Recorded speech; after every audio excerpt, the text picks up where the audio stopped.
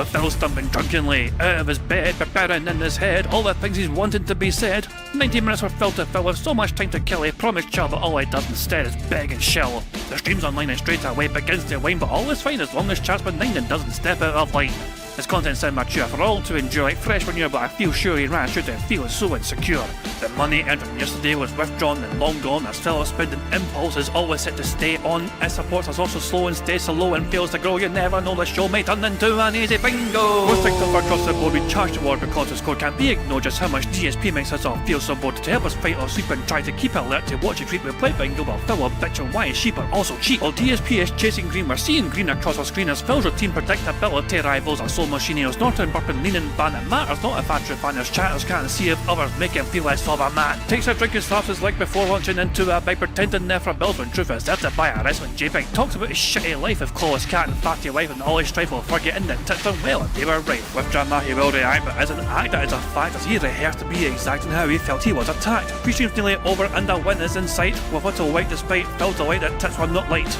We'll say alright, it is okay, and now it's time for Phil to play, but first he'll say that tits will help from being off the other day, and with those words we win again. It's never if but always when the game is won, and thanks to that we made it to the very end.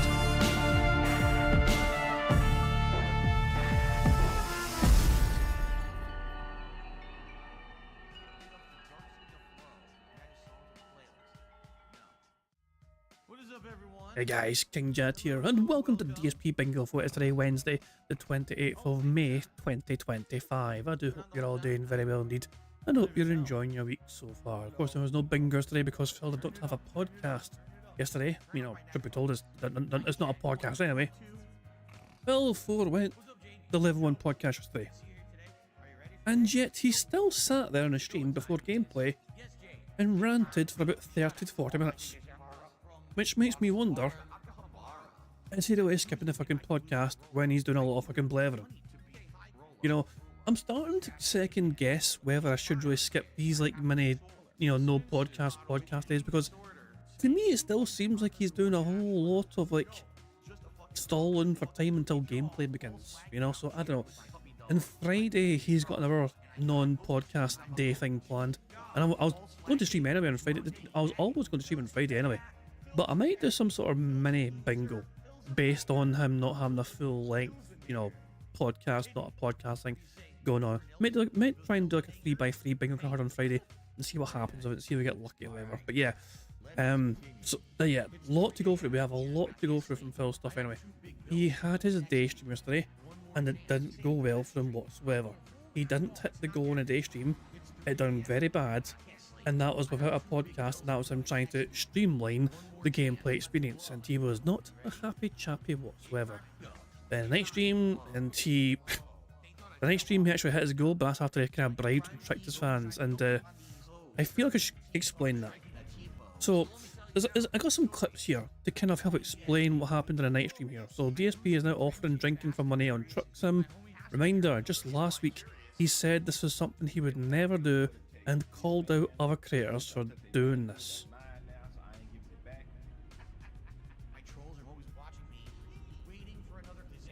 Speak, Phil. No 20 subs then. But see, here's how it works. You gift the 20 subs, and then I'll be like, oh, this guy's serious about support. Maybe to reciprocate, I go downstairs and I get the moonshine and I take a sip of it. Okay? But that's how it works. It's not, you say, if I take a sip of moonshine, that you're going to give me 20 subs, and then you never do. That's not how it works. You have to do it first, okay? Jesus Christ, Speaking of moonshine, Moonshine Mill right there. Cringe. Go ahead, drop the 20 subs right now, and I will grab the moonshine and take 2 sips of it, because that's the equivalent of a shot. Wow, the benevolence. There you go. The absolute benevolence. Oh, hell. This is from the other night, him playing, so yeah, this is a random unrated clip here. This is him playing his precious little fucking fighting collection game. What happens when someone figures out Phil's Blanca Ball and throw spam? You get a lot of salt from Phil. So Phil will try to cheese the same tactic with Blanca, and somebody was able to outplay him, and Phil had no response to being outplayed.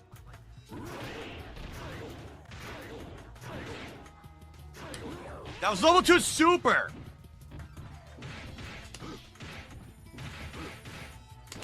Are you kidding? You heard me do it. Fuck this fucking game. You heard me do level 2 super right there. As he did that final jab, I did it, and it didn't give it to me, and he gets a guard break. This game's fucking terrible online. Are you kidding me? You heard it on the joystick. You heard the punch. Nothing. Drops the input. Fuck this fucking laggy ass fucking piece of shit game. This guy sucks ass. This guy's a fucking bitch. He ran away throwing fireballs in lag. He knew the connection's back. He's just throwing the fireballs with fucking Ryu in lag. What a fucking puss. Jesus Christ, man. Boy, you mental meltdown. My mom did a whole compilation from the fight and stuff the other night, you know, which we might see. We might watch some of that. We might watch some of that, okay. So, after Phil told his audience that he would start drinking moonshine if he was given 20 subs, whatever, here's what happened. So, this guy, this is a verified YouTuber in Phil's chat here, explaining to Phil that, you know, Phil wanted $100 for a shot. He was gifted 20 gifted subs on YouTube for $60. He got 5 gifted on Kick for $25, and he got back-to-back $10 donations. Why aren't you doing the shot? So this guy called out Phil for you know, doing the forbidden math, you know. Like, he's like, how dare you fucking do forbidden? Phil wanted $100 for, and he told his audience, 20 subs, okay, 20 subs on Kick is $100. Phil was given $100.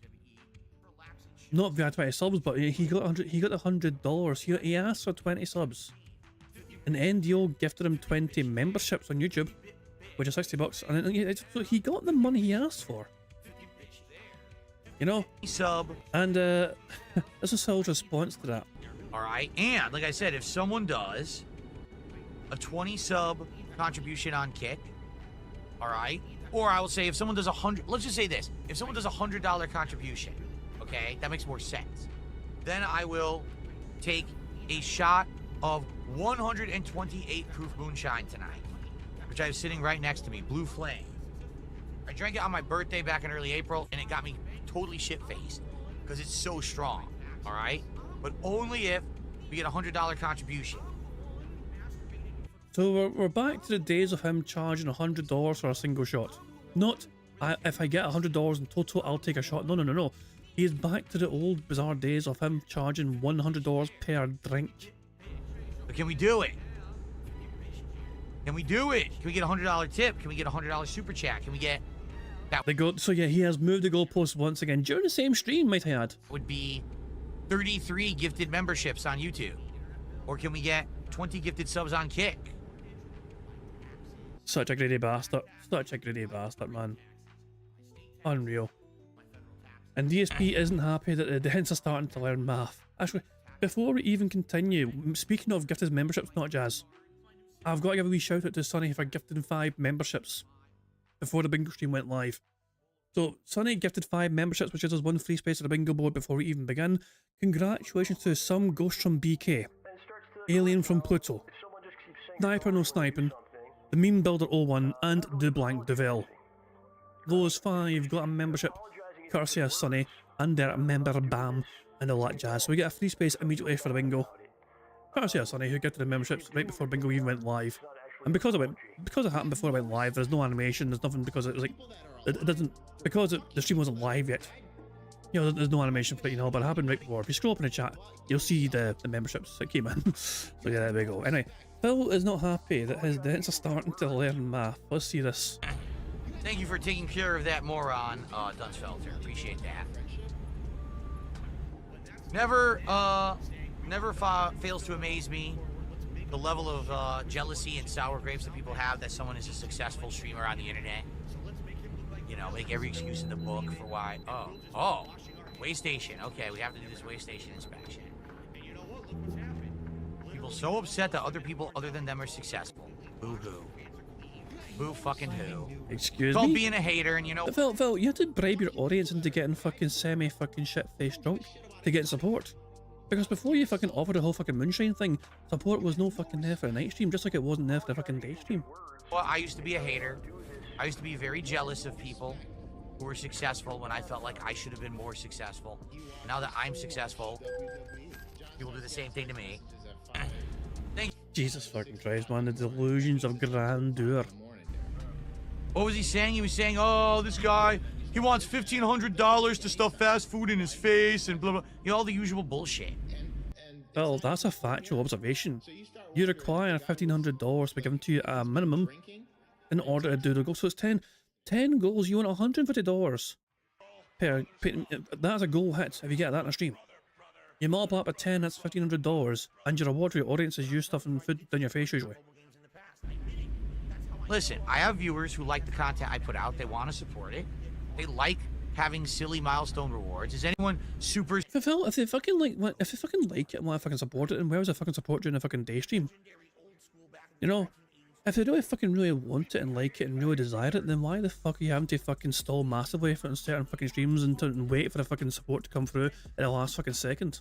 It doesn't seem very fucking organic. It doesn't seem very desirable from your audience's point of view.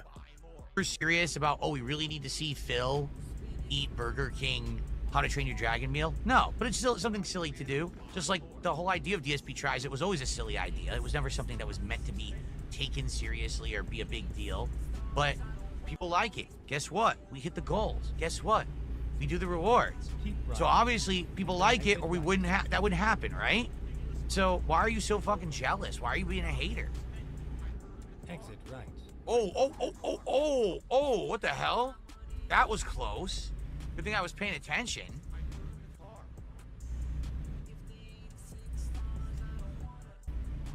What was he saying? And I was ending that clip. Okay, Jesus Christ. There's one more wee clip. There's one more little clip, just titled "They Will Never Learn." What's going on? How you doing? Moonshine time? No. The offer is 20 subs for Moonshine. That's $100. So 20 memberships is only 60 because YouTube is way more. First of all, my YouTube memberships cost less. YouTube memberships are only $4. I only get $3 from each. So we'd still need more than that. We would still need to get the equivalent. So that would be another. Jesus, man. Or the greed. Another 10, 11, 12, 13. Like another 13 memberships to do the Moonshine. So greedy. Yeah. His dents why is it deserve. fucked up? The offer was for a certain monetary value. 20 subs on Kick was the offer. I never even made the offer on YouTube. Jesus fucking Christ, man. What a disgusting fucking cunt. Absolutely vile, reprobate of a fucking person. Is Phil not still there? He's still not there.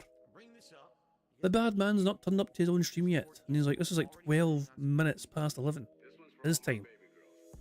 No sign of the bad man whatsoever. Is he running late? Are he sleeping? You know, wait, I'm so confused.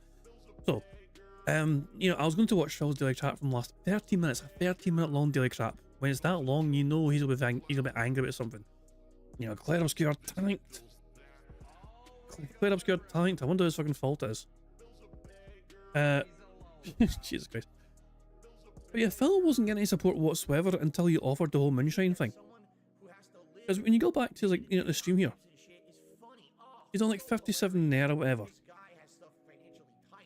You know what I mean? And it's like, where's the fucking money coming from, whatever? And he's got people in his YouTube chat as well, with like, you know, check marks or whatever. You know, I don't know if it's like the actual guy. It must be the YouTuber. I mean, if it's somebody turns up in his YouTube chat with a tick, a verified tick, question Phil's like math skills, you know, it's fucking crazy. But Phil had a bizarre story about getting ripped off during his move to Seattle.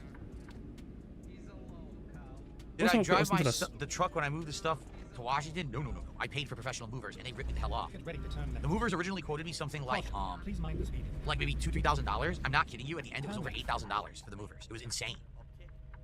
This was a reminder that Phil did not actually pay anyone with his money. He paid it with credit cards, which then he went defunct. You know, so Phil paid everything using credit cards, which never bothered to fucking pay off, and then he got declared bankruptcy and didn't have to fucking pay it off. So he never technically had to pay for any of this, in theory, because his debt was wiped out. The slate was wiped fucking clean for him. You know, obviously at the price of him having a fucking terrible credit score, because he couldn't fucking pay what he was meant to fucking pay people, because he kept maxing the credit card after credit card after credit card. They charged me way too much money.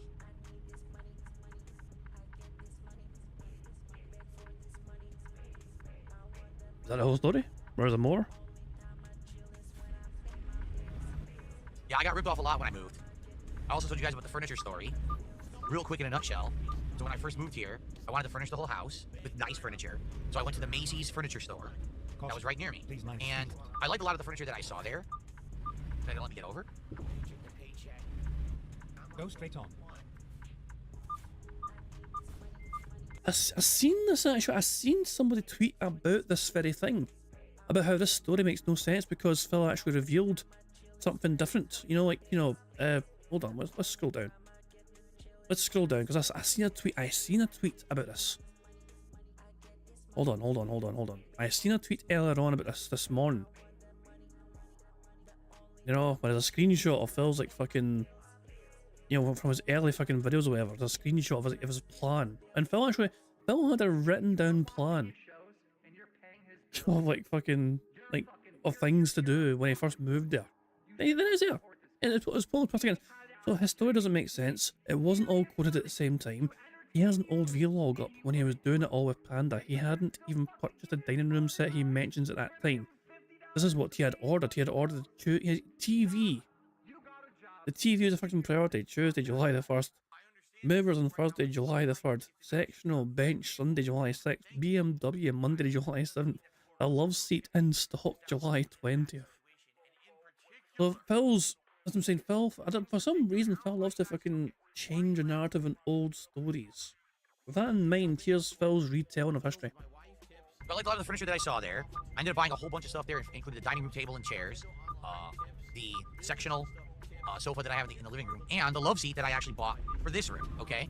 And the salesman sold me all of it. He was ecstatic that I was spending that much money in one day. I spent insane amounts of money at this place, right? So he quotes me the price. And I'm like, okay, and I agree to the price, and I sign, and he charges my card and everything. And he goes, all right, so here's your delivery dates and all of that. Because some of the stuff was going to be available within like a few days to be delivered, and another thing, the love seat for this office particularly wasn't available right away. He goes, you know, that'll be available in like 2-3 weeks, you know, you'll get it in about a month. Okay. So all the stuff gets delivered, it's all great quality or whatever. Finally, like a month later, the love seat gets delivered. And then all of a sudden, when the love seat gets delivered, I get charged like a ton of money on my credit card. I was like, what the fuck? So I called Macy's and I said, what is this? Why are you charging my credit card all this money? I haven't been to your store in over a month. Oh, well, that's because your love seat got delivered, so we charged you for it. I said, wait, what? I said, no. I signed for everything. I paid for everything when I was in the store. I never agreed to pay more money for the love seat. I was quoted this amount. It was charged to my card the day of. The guy... Did you have a receipt at a time, Phil, displaying that? I lied. The guy actually ripped me off. He said that's what it was for everything, and he completely lied. He left the cost of the love seat off, and then they charged me a month later. So I ended up paying a ridiculous amount of money for the love seat that I never agreed to. So, technically you never really got ripped off, but instead you never paid attention to what you were buying.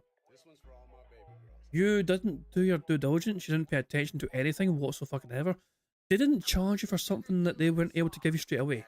And that's your complaint. Your complaint is that they only fucking charged you for something when it was available to be given to you, the consumer. And you're upset at it. Jesus Christ, man. Like, what the hell? It just sucks. Like, these people are just, when they see someone who has money, right, and they're trying to do something big in their life, like I'm making a big move. Oh, they go just like this. They go, you take advantage of this guy. Let me rip him off as much as I can. Look at us fucking talking. Charging a fucking dumbass dentist $1,500 per fucking fast food trip. And right? People are messed up, man. Yeah. What a fucking bizarre story. Yeah, here's a guy with some cash. Let's get him. Let's fleece him. Let's steal his pants and his shoes along with everything else. It was one of the reasons, major reasons why I racked up a ton of debt when I first moved out here. Way more than I had initially intended to spend. Was because things just ended up being like 2, 3, 4 times more expensive than what originally I thought it was going to be. Which is your fault, Phil. That is all on you for not doing your homework, not doing your fucking research, not, well, better minute, well, you put it all on credit cards, but you never fucking, you never paid off. It's just, this is all on you, Phil.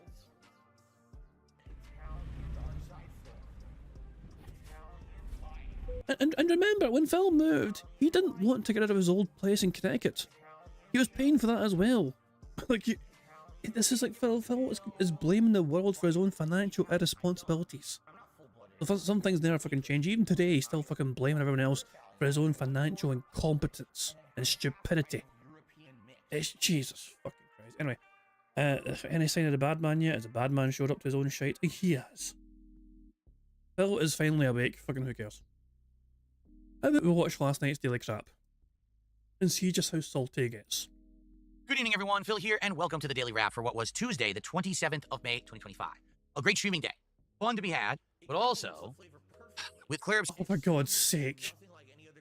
Great streaming day, but sad sigh. The fucking forced, fake fucking sigh. Like, he's like, oh, I don't want to mention this to my audience, but I have to because I had a slow day. May 2025. A great streaming day. Fun to be had, but also with Clear Obscure, it just didn't go according to plan, to be honest. All right, so let's talk about it and what really happened and what went wrong and try to figure out exactly how we can change this in the future. All right. So today I didn't do a podcast, and the reason being is because people have been saying, hey, you don't really need a podcast every day unless you have important topics to talk about, or maybe we haven't had a chance to do like a chill Q&A session in a few days. And you ridiculed those people for fucking saying that. You ridiculed people like fucking crazy for suggesting you don't fucking need, you don't need a fucking podcast. You were the one that fucking, you fucking defended the right to have a fucking podcast. You said that the podcast had its own fucking audience. You said that fucking people that fucking attend your fucking podcasts sometimes when the podcast ends and the gameplay begins, you lose hundreds of fucking viewers. That's how popular a fucking podcast is. So you're now trying to fucking justify that people fucking told you get to fucking just do away with the fucking podcast. Well, you've been telling you for a long fucking time to fucking do it, and you fucking stood your fucking ground and said, no, there's an audience for it, there's a crowd for it, there's a demand for the fucking podcast. And now all of a sudden you're fucking pretending that you're fucking obeying the will of the fucking people by not fucking doing it for one fucking time. And it's not fucking because people fucking ask for it, it's because you're desperate to try and get through the games as fast as fucking possible. It'd be great if you can make more advancement in the games you're playing so it doesn't take as long to get through them. So last week I tested this with Doom: The Dark Ages.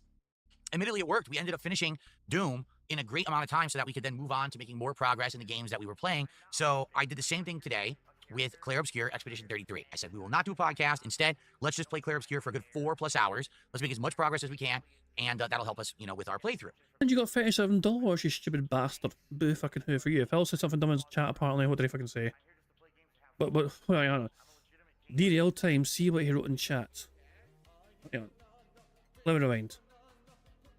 What's he fucking saying here? Let's rewind. When he fucking first got there. Jeez. Good morning all. We're one stream away from me getting a wheel for Truck Sim. Lol. Ready to chill. Again, there's not tons going on because of all the stuff next week. So we can chat about Claire Obscure a bit, the controller, but nothing crazy to really go over. Night Rain reviews are out, and it's exactly as expected. It's just like Monster Hunter. Right? What else are you going to fucking say? Yeah, there's just no way to play an RPG that's lengthy. If I skip all side content, I get told I skipped half the game. If I do it all, we're now over-leveled and it's boring. Well, you're boring. Spoiler alert, you're fucking boring, you fucking boring dick. What else have I fucking said? Anything else? Here it is here. If I just played what feels right, I'd be out of business in a month. Likely wouldn't have I tried a bunch of stuff you guys convinced me to play, and suffering through some stuff works out business-wise for sure. But ultimately, I love more chill games than RPGs, and people sadly tune out for them, so it wouldn't work. So it's the audience's fucking fault they don't fucking like the games you like. Okay. I was expecting... Hold on. What's he said? What's this? Nah, you're being too dramatic. I think there's a missing element for lengthy RPGs that you haven't discovered yet that'll make people stick around, says Sirius. And Phil's like, yeah, I was expecting more. Didn't realise how the pacing would be. More should be major story since I think I've done nearly everything side content wise I can do up to now. Fucking boring dick. Maybe we'll get to Act 3. Fucking, wow. Promises, fucking promises. God almighty. Jesus Christ. Okay. I mean, Phil. It's not the game that's the problem. The problem is you. The problem with Clear Obscure is we've been playing it for over a month, and it just doesn't seem like a lot of people are showing up for it anymore. Now, the playthrough itself is at, I think, 27 parts, but if you look at the actual length of the parts, they've all been between like an hour 15 to an hour 30. Who so fucking playthrough is cares? arguably between 30 to 35 hours at this point. We're nearing the end of Act 2, from what I'm being told, and then there's Act 3, which apparently is really short. It's just the story finale, but in Act 3, apparently a bunch of side content opens up, so if you want to extend the length of your playthrough, you can. My approach has been, play through the story, right? But then if new side content opens up that's available, try it out. If it's too hard, then so be it, come back to it later. But in a lot of the cases, the side content that's been red danger actually has been beatable by me because I'm really good at parrying. Why am I good at parrying? Well, because I've been a full-time gamer for over 15 years, because I play competitive fighting games like Street Fighter 3 Third Strike, and so having timed inputs and parrying and things like that in other games, like Hero, for example, is kind of a part of something that I've mastered. Why don't you back it up with a source? My source is that I made it the fuck up. I get better at it the more I do it, and playing this game, fighting enemies that basically are way above my level, just parrying them allows you to beat them. Sometimes it's a war of attrition where you really have to survive a lot, but it's worked. I've been able to overcome adversity and beat tough stuff that probably most people said, I'm too low level, I'll come back later to fight it. So because of that, I've been exploring side dungeons and optional boss fights and things that a lot of people skipped and came back to later, and people are now saying, oh, you're way over level. Well, I didn't make the game. I didn't put the side content in it. I didn't make it available when they did. If it really was intended to be played where you skip all side content until you're exactly the level where you can beat it, then they should have unlocked it at that time. Not, oh, it's all available to you now, but just skip it because you'll over level if you beat it. That's silly. And to be honest, some of the best times I've had in this game were actually mastering the parrying enough that I could beat a really tough enemy. Okay? So, today we finished up an optional area that was not a dungeon, but instead was just like a puzzle. Then we went right to the story. We played the story for about 90 minutes. So about 2 to 2.5 hours of today's stream was major regular progression. Then guess what happened? Esquie, who's the character that you're riding as your mobility, you know, your vehicle for the game, got another ability. Now he can swim through the corals. Well, because he can swim through the corals, a whole bunch of new stuff unlocked. So let me go explore. So I go exploring, and I fought some super bosses. Yes, I beat another 1 or 2 of them. There was another optional dungeon. I was finishing it. And the entire stream, there was, not everyone, okay? But a few people are being very negative. And they're like, you over-leveled, you've ruined the playthrough. And again, I'm like, what are you talking about? I've ruined the playthrough. I didn't make the game. I didn't put the side content there. I didn't make it available that early. How am I doing the wrong thing by playing something that's right in front of me? I just don't get it. You know, I understand if your criticism is, well, that side content over-levels you. Okay, I'm the player, not the designer. You should direct that problem to the designers of the game and say, hey, when you make the next game or when you tweak this game, patch it out so that the side content's not available so early. What do you want me to do? I bought the game. Well, I guess it's Game Pass. I didn't buy it, but I'm playing the game. I'm not going to skip content that I'm finding fun, challenging, and meaningful that's in the game to be played. Sorry that you couldn't beat it when I can because you weren't as good at parrying, but I just don't understand. I really don't. And some people are saying, oh, it's boring. It's boring to see me challenge super bosses and take on challenging, interesting dungeons that you're not supposed to see till later. I don't think so. I actually think it's interesting to see me do it now when it's more challenging rather than... Phil, look. Your audience are fucking saying they're fucking bored. You only made $37 playing the fucking game yesterday. You know what I mean? No one was fucking there. The comments are fucking critical. The views are fucking down. The money's not fucking there either. You're having fun. That's fair. Fair play. If you're enjoying yourself, Phil, fair play to you. But these are just factual observations. No one else is enjoying it as much as you are. Imagine this. Imagine if everything in the game I only took on when I'm exactly the level for it. Then it's not as entertaining because I'm not challenging myself. I'm not losing and persevering. You know what I'm saying? Like, I feel like if I only did the stuff that was equal level with me, people would be like, oh, the game's too easy, too boring. You know, you steamrolled through it. I don't know. I just don't know. I don't know how I could please everyone because it seems like no matter what people complain, if I had just skipped all the content into the story, people would have been like, you rushed through the game, you skipped all the content, you know? So I don't know. Now, I've noticed a distinct fall off in this game's attendance. When we first played it a month ago, there was a lot of people watching. It's because they're fucking bored. They're fucking tell you they're fucking bored. They're fucking showing that by not even attending anymore. Phil, like, imagine, people being negative in the chat and telling me they're fucking bored. And then I looked at my fucking numbers and I realised there's not many fucking people there. Phil, cause and effect. You are boring people to the point where they're fucking staying away from the fucking content you're creating. They don't want it anymore. Like, it's like you can't understand the simple concept. And then it just went down and down and down. Now we can barely get 150 people on YouTube and barely 60 on Kick. So I barely have 200 people watching. And the contributions today were the worst contributions, the lowest level that I've had for any stream so far in 2025. And for any stream since I was playing Like a Dragon Infinite Wealth in early 2024. But of course, that's not important, no, is it, Phil? I mean, that's not why you play the game, though, is it? You know? Isn't it very, very strange for Phil to hyper-focus on that, you know? He has a go at detractors for hyper-focusing on the very small minutiae of details of his fucking miserable, pathetic fucking life. Like, look at Phil there. He was ready, immediately ready and prepared to bat off those facts there. Oh, the worst I've ever had in 2025. The worst I've had since this stream. The worst I've had... He just seems to fucking know these things off heart. Like he's hyper-fixated on such things like money. So it's been over a year since I've had a stream that had this low of contributions. It's RPGs.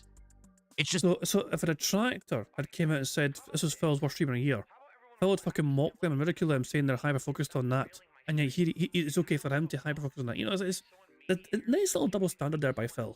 That simple. RPGs, for some reason, don't resonate with my mainstream audience. Therefore, they'll come for action. They'll come for, adventure. They'll come for multiplayer. But when it comes to an RPG, Well, if that was the case, then explain Minecraft. Explain, American truck driving sim. this, the most well-respected, well-reviewed, everyone loves an RPG, I still can't get people to show up. I don't know what to do. I really don't. I love RPGs. I wanted to play Metaphor, had to skip it. I wanted to play this game, and it worked for a month. Now all of a sudden it doesn't. It's the same game. I didn't change it. So what happened? I don't know. And no one can seem to give me an answer. Now here's the problem. No, people are giving you fucking answers. You're ignoring the fucking answers. People are giving you multiple fucking answers, but you fucking refuse to fucking accept them because you fucking dismiss them as being fucking negative and contrary to your fucking beliefs. We're in the end of Act 2. If I were to go straight to the story and finish it up right now, we'd end up in Act 3, in which case I could just beat the game, but then there's a lot of side content that opens up. Do I just steamroll through the game and just beat it and say, that's it? Done? Because I've really enjoyed my time. There's a ton more side content that's opened up that I would like to do. Should I do it? Should I just say to hell with it? I'll be honest. I love the game, but I can't have it that every time I play this game, no one shows up and no one supports, and it's just the dead stream, I can't. Now, the thing is, up to this point, people have supported it. Even though it's been low attendance, people have supported it. Now it seems like that's also changed. So I don't know what to... Phil, this rant would never have fucking happened had one singular person forked over $150 all by themselves. I've said this fucking time and time again. Phil is always one person away. One person's fucking kindness and benevolence. He is one person away from being charitable and kind to him, from having a good day or a bad day. That is literally the fucking difference between Phil fucking having a mega fucking meltdown rant about fucking support and Tim celebrating his fucking greatest day ever. What to do. I'd like feedback. I'd like to know. I am going to keep playing it next week. Okay, I want to keep it in the rotation. I want to beat it, quite frankly. I already put over 30 hours into it. Like I said, we're probably about 35 hours into this playthrough. So it would suck to just end it now. But I love this game. This might very well be my game of the year pick. I don't know yet. There's a lot more games coming out this year, but it could be. So I don't want to, because of dwindling attendance and support, be like, I have to stop playing it. So, I don't know. Let's see what happens. I want your feedback. Phil, you have dropped many games in the fucking past because of dwindled support and, attendance. Like, that is usually criteria for you to say sayonara to fucking video games. Like, it's just... I just love how you're giving this game a special treatment, even though you have fucking dropped games for far less this year. What to do? Do I skip all side content and just play the story and finish it and say that's it and then miss out on a lot? Or do I keep playing it the way I am, but take a shot, like shoot myself in the foot here because people will not support it? I don't know. Let's talk about it, okay? And we're going to talk about this on the podcast tomorrow. So anyway, after this... Oh god, lucky us. I guess we know what we're fucking expecting this fucking podcast today. Speaking of which, is Phil like live yet? Is the bad man live yet? He's not live yet, no, okay. Why? He is super delayed to start today. I don't know why he's super delayed. Actually, while we wait for Phil to go live, how about we check out the latest fucking list of banned kick names? He's only had one. He's only banned... Actually, no, he's... Wait. Phil has not banned anyone on kick today. That is highly unusual. Although somebody was banned a few hours ago. Sonic Voyager was banned by King Furbs. That's a random ban from a random person. A random time of fucking day. Anyway, let's watch the rest of Daily Crap. Stream that I loved but ended up being the least supported in a year and a half. Tonight was American Truck Simulator. A lot of people showed up. A lot of people engaged. Great support. We hit the goal. All right? I said to everyone, I like doing Truck Simulator.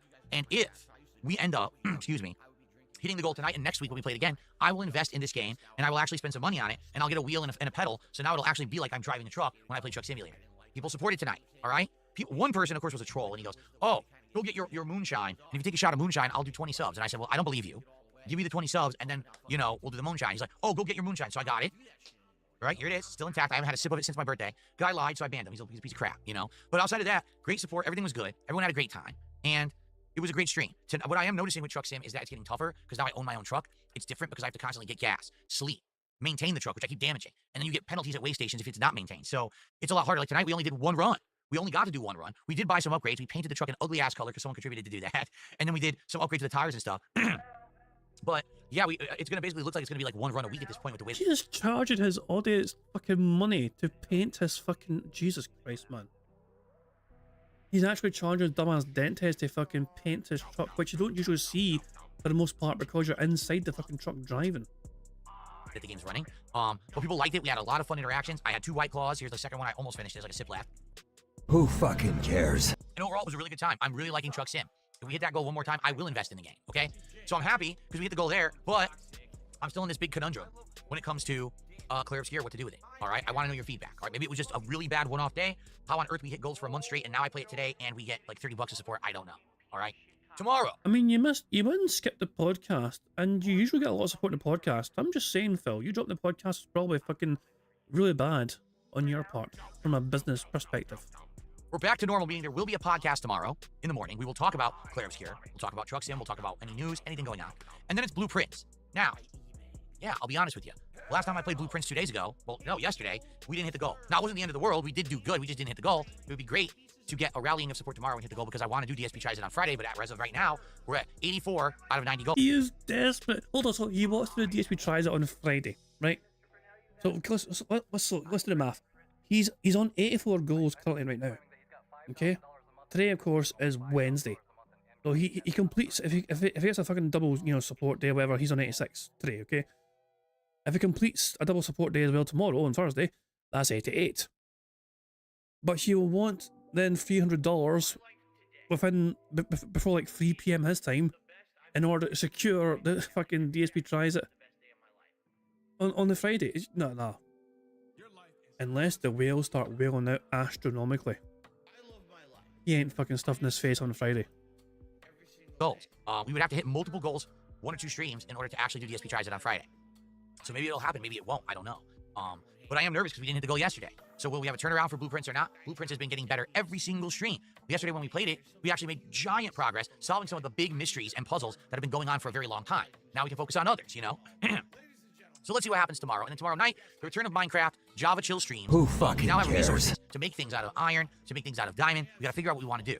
Then we got to figure out, do we want to go back to that cave and go to the upper part where there were enemies but also a lot more resources? Or do we want to start planning for a trip to venture out in the world and explore? Maybe build a boat or something, right? Okay. I hope tomorrow you'll join me for gaming fun all day long and for the podcast. I hope that we can hit both goals or more. And I hope that we can get back on track. Thank you all for a great streaming day, despite the fact His main focus and concern is literally just money. Like his main priorities is fucking making money. It's no longer about fucking making meaningful fucking content. You're fucking going to fucking treasure and remember for a long fucking time. It's all about, oh, if I didn't hit the fucking goals, it's a bad fucking day. Fuck off. the fact we didn't hit the goals, I still had tons of fun with Clear Obscure. I had a lot of fun chilling with everyone tonight in Truck Sim, and thank you for hitting that goal. Let's see you tomorrow for another awesome day. Have a good night, everyone. Peace out. See you in the AM. Bye-bye. Fuck you, you fucking dick. What an absolute nine piece of shit. Phil is bizarrely fucking very slow to start today. What time? What is causing Phil's delay? Has he explained the massive delay in him starting? Has there been any explanation whatsoever from Phil? Is he away having a bizarre long body break or whatever? It's utterly bizarre. It's great. We do have something lined up, ready to watch while we wait for Phil to get back. And that is Mamology's news compilation. We're definitely not watching all this. 47 minutes long. DSP Volcano Levels of Rage in Capcom vs SNK2.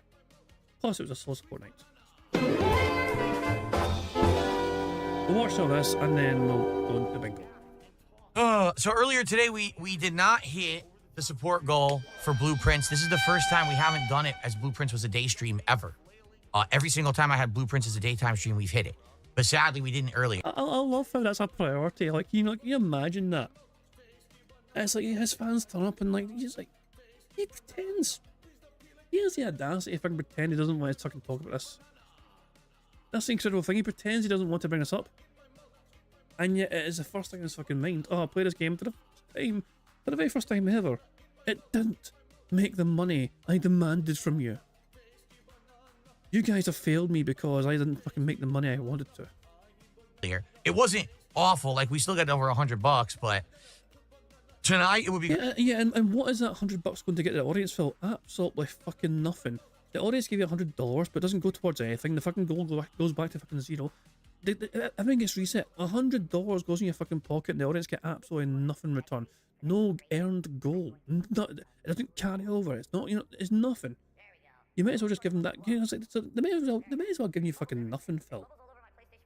This whole 150 a bus mentality. I mean, it's just. I mean, I used to. I'm saying, fuck it. His audience fucking deserve to fucking lose their money. Why am I pretending to fucking care that that Phil's audience are getting scammed and ripped off? Fuck it, let him fucking lose every single fucking dollar and cent they fucking got, thrown it towards the fucking black hole that is Phil Burnell's fucking pockets. As you can see, Phil's going live right fucking now. He was very late to start. Very fucking late to start his fucking stream today. I'm sure he's got a good explanation for himself. I'm sure he's got a good reason as to why he was such a slow boy today. But yeah, as you can see, Phil's going. I'm just looking at somebody. Rodney Trotter on New Hope. Why the hell is somebody called himself Rodney Trotter? They're combining only Phils and horses and Star Wars references there.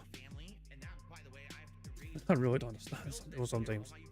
But yeah, Phil's going live right now. We'll put him on pause, we'll put him 1.5 speed, and we'll make sure it's on 1080p. And then we'll just watch some more of this while we build up some speed up juice. Great to bounce back from that. I want to do DSP Tries It of the new How to Train Your Dragon meal at Burger King this Friday. Who fucking cares?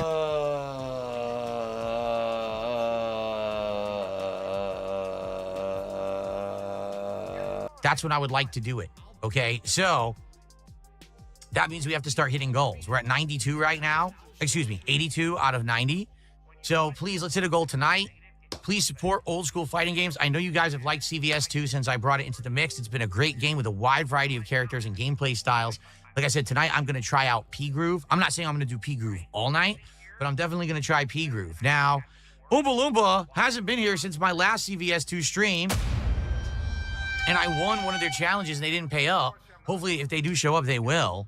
Jesus Christ, man. Imagine naming his shit that much. Oh my fucking god. Wow. Directly calling it someone. Oompa Loompa has given Phil hundreds and hundreds of dollars. Oh, Broadside Phil's in the chat saying, if you'll excuse me, I'm wrapping up my workday, so I'm going to pour a gallon of bourbon, grab a stick, and enjoy both until such time as I have to more. No worries, Broadside Phil, you've earned it, man. You've been working hard lately, man. So yeah, you do what you gotta do, man. You enjoy that fucking bourbon. There has been other people like your future stepdad has done a challenge to me while I'm playing this game, saying, hey, if you do this, like last time I said, if you beat your opponent using their own team, you know, I'll do a contribution. So if guys are up to that tonight, I'd be down for it, but we have to have people who are reliable. We have to have people that I can trust. If you get me money, I will trust you. Like Phil, this is why Phil gets fucking conned all the fucking like. Phil is the perfect mark when you think about it, you know what I mean? This person gave me some money before, that means I can trust them with everything. So we'll see what happens, okay?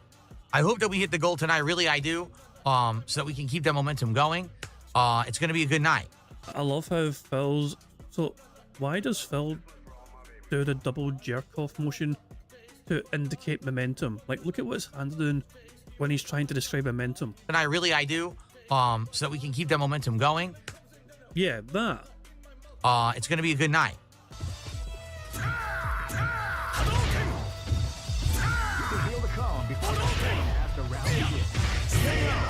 Everything counter hit.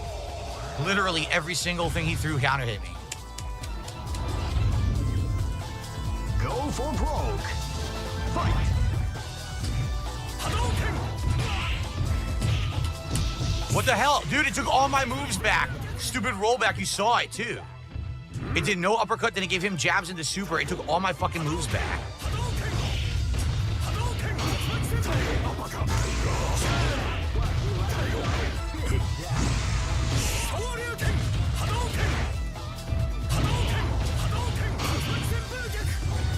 I parried, are you kidding? I parried.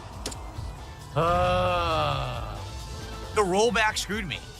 Because I lost half my energy bar at the beginning of the round. He jumped, I did Tiger Uppercut. It showed Tiger Uppercut hitting, rolled back, gave him a land, and then jab, super. How is that my fault? I did nothing wrong, this shitty Why don't you back it up with a source? My source is that I made it the fuck up. fucking rollback screwed me. Ass gameplay because the fucking stupid, the stupid connections suck, man. His fucking rollback is terrible. Look at this. An online keep-away game, because the fucking connections are so bad you can't block.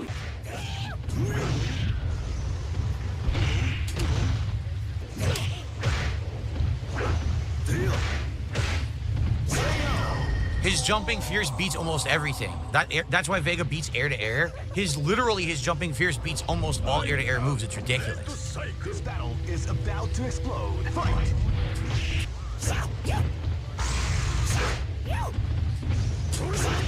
See? It even beat my anti-air clean. I can't do anything here. I literally can't get a hit in. I can't hit him. It's fucking ridiculous how overpowered Vega is in this game. That's why I use him. He's super fucking good. Cries, I can't touch him as he hits him. I can't do anything. Every time he does crack shoot, I parry. Nothing. Doesn't work. Complete ass. Ugh.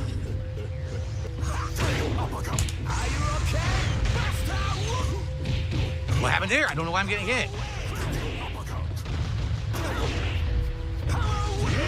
So hard to play online because it keeps fucking lagging and it's pissing me off. Every time you see that connection change color, you can't consistently do an input. It's fucking terrible. Go for broke.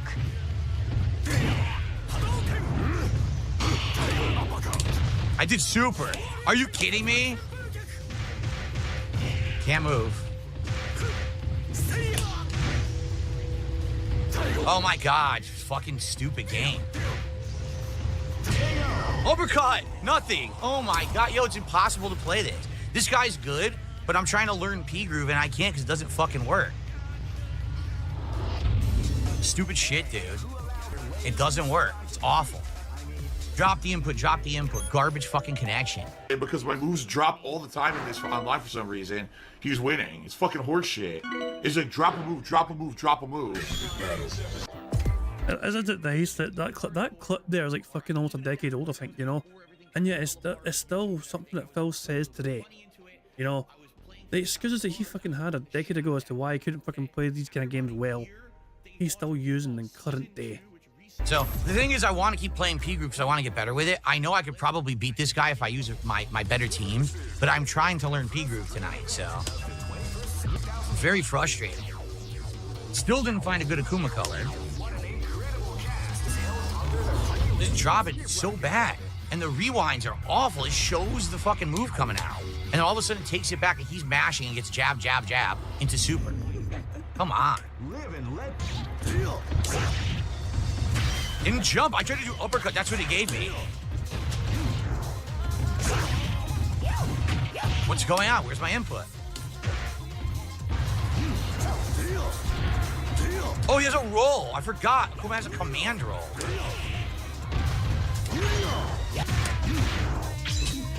Dude, where's my move again? You show me to input and a button. He goes jab. I can't. But we didn't see that because you don't display your fucking controller inputs for people to see. You don't have a webcam for your controller and you don't display your inputs on screen. So we don't see anything. We just hear you mashing buttons. Can't win if it doesn't give me any fucking moves. The game is fucking shit online. This is gonna be a match to remember. Are you kidding me? That was level 3 super, nothing. What was it doing? Well, might as well stop playing this guy. This is the 4th match in a row. It's dropping all my fucking moves I can't play. This is gonna be a match to remember. Where's my uppercut? Are you kidding? I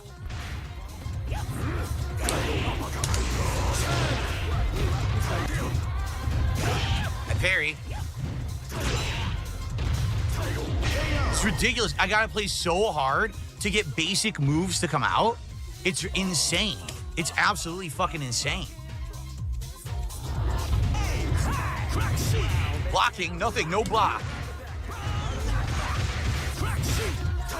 Didn't do that. Never did that. Now he gets full combo.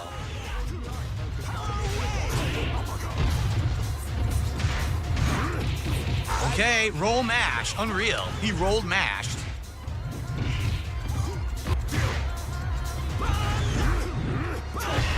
Oh my god. You see this? He's throwing out random moves. Double KO. Oh my god. So frustrating. Roll, mash, jab, and he gets away with it. Because the fucking lag, I can't do nothing. It's fucking terrible. Yeah, sure, it's a fucking lag. It's nothing to do with you or your ability or lack of ability. It's all to do with the fucking lag. Whatever you fucking say, pal. You guys want to watch the rest of this compilation with Emoji? There's a whole lot more to it. Link is in the chat right now. We've all watched the first 7.5 minutes. A 47-minute long one. Oh god, it's Jade.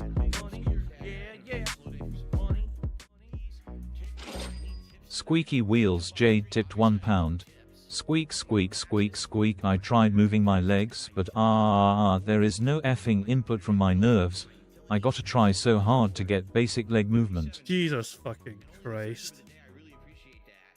That is very dark, but also quite fucking funny. Right after we were watching Phil also was bugged out eating input mechanics. Dark as hell, but also fucking funny. Thank you very much for the contribution, you sick bastard. God almighty. On that note,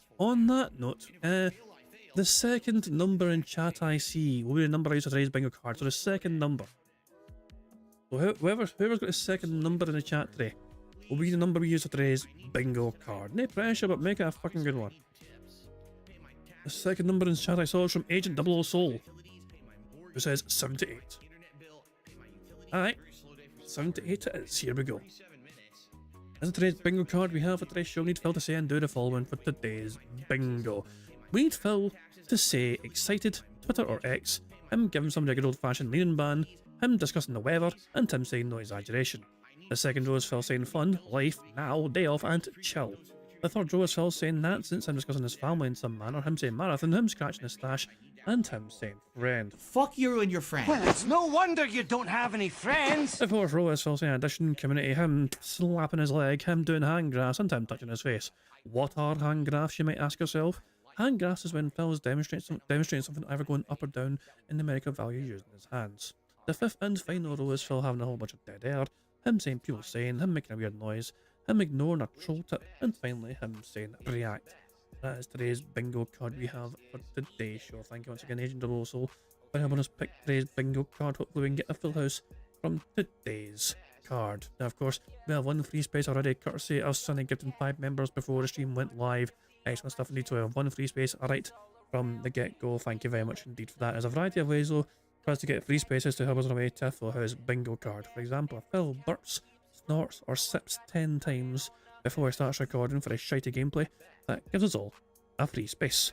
For every 6 minutes and 40 seconds that Phil begs, that also gives us a free space. For every 5 new or rejoining members we have to the bingo streams, that also gives us a free space. And finally, in my opinion, the best way for us to get free spaces on bingo, if we get 50 likes on the bingo stream before we finish playing bingo, that is 1 free space. If we get 75 likes on the bingo stream, that is 2 free spaces. And if we manage to get 100 likes on this bingo stream before we finish playing bingo today, not only do we get free spaces, but you guys also get to enjoy the Bubbles animation made by the supremely talented Pixar Animations to celebrate the 100 likes on the stream. You guys are in full direct control of some of the ways we can get free spaces, but the rest of the ways are controlled by Phil and his bizarre body functions, as well as him begging like the little bitch that he is. And of course, if Jade shows up and Phil says hi to Jade, that also gives us a free space. So there's all the ways we can get free spaces right there. But a lot of ways we can get free spaces to help us on our way to a full house bingo. Full house bingo cards, so great stuff indeed so far. Now, of course, the aim of the game, as you guys all know, is for us to try and get a full house 25 out of 25 on that bingo board. If I manage to do that, I'll add $10 to that bingo prize fund you see below the bingo board. Bingo prize fund is made up of a variety of different things. For example, for every full house we get, that adds $10. Every Friday, we try and complete very challenging marble courses, 3 of them, and for every course we actually complete, it adds $10 more to the bingo prize fund. And yes, on Friday, we were doing that before the main marble race at the end. So yeah, we're still going to try and add some more bingo prize fund money in marbles before we have the very final marble race to determine the winner. Okay. A quarter of the money I make on YouTube as well every single month goes towards that bingo prize fund. And also, the last way, of course, tips. 100% of the tips I get, no matter how big or small, goes directly towards that bingo prize fund too. So that's how the bingo prize fund is made up. If you had a chance of winning half of that bingo prize fund, listen to the instructions from the bad man. Well, hello everyone, Phil Burnell here, letting you know about King Jad's Bingo and Marbles gameplay on YouTube. Now, you need to leave a post in the community tab to enter, and that's it. A lucky winner will be picked by playing Marbles at the end of the month. It is just that easy, any mouth-drooling idiot can do it. Thank you, Phil. Yeah, piece of crap for explaining that for us all. As Phil says, you know what I mean? You've got to make sure you have a comment on that community post. You have until Friday. You have until Friday to make sure your comment is in there and you have your marble secured. Because on Friday, we're going to determine who wins half of that bingo prize fund. As the old saying goes, you've got to be in it to win it. Excellent stuff indeed. Now guys, before we actually go live, I will be right back. I need to just check something. Just so I'll be a few minutes, okay? But I'll be right back, okay? But yeah, don't go anywhere. Be right back. Enjoy some Scottish horrors. My life today is the best I've ever had. And I mean that. Like, every day I feel like is the best day of my life. Your life is nothing. I love my life. I have so much fun every single day. You're bagging. I love my life. I have so much fun. Everyone hates me. I have an emptiness in my life. Oh man, there's something huge missing from my life. I need a large group of friends. All I do is sit around drinking gin all day. Ladies and gentlemen, I play mobile games. Yes, I spend money on mobile games. I love my life. I have so much fun every single day. You're bagging. I love my life. I have so much fun. Everyone hates me. I love my life. I have so much fun every single day. You're bagging. I love my life. I have so much fun. Everyone hates me. You're still bagging for $10 donations and $20 donations to pay your electric bill, to pay your fucking rent, alright? I get it. I'd hate me too. See you, Phil. Have a good one. It's been a rough year. Alright, we're back. Sorry about that, guys. I had to just take care of something very quickly there, but it's okay, all good now. We are back, and yeah, I've gone through all the usual bingo things. There's only one thing left for me to do before we start playing bingo today. And that is, of course, is to press the random Scottish soundboard button to send us off into battle once more. Oh, shut the fuck up! Hey, random Moki is random. I think, are they still, is Moki still live streaming? Like, Moki's live streaming right now, I think. Give me a wee second, actually, let me see. Is Moki still live streaming? Or have they finished the live stream? They're still live streaming. Aye, I see them. Random Moki is random. This is Moki's live stream right here. They don't know we're watching them. They don't fucking know I'm fucking watching the stream. But yeah, big ups to Moki. If you want to scare Moki, this is the stream to this is the link to the stream right now. If you want to just give them a quick scare, I just fucking tell them that you know the yell about spiders or something. I don't know. They'll freak out. Big ups to fucking Moki. So yeah. Anyway, it is time for some bingo, guys. Here we fucking go. Good fucking luck. Phil has promised a very boring podcast today, with not a lot to talk about, apart from how slow yesterday was in the day stream. So we've got that to fucking look forward to. God help us fucking all. But here we fucking go. Good morning, everyone. On today's show, we got to talk about the future. We got to talk about ongoing. We got to talk about a fucking terrible ass fucking shirt, Phil. Why are you fucking dressing like some sort of fucking 60-year-old fucking woman? What? At what point in time did you think that was a fucking good shirt for you to fucking wear, Phil? And I like how you fucking just gave up and tried to fucking button the fucking thing. Just to fucking make sure you cover the fucking man boobs. Aye, fucking nice one, Phil.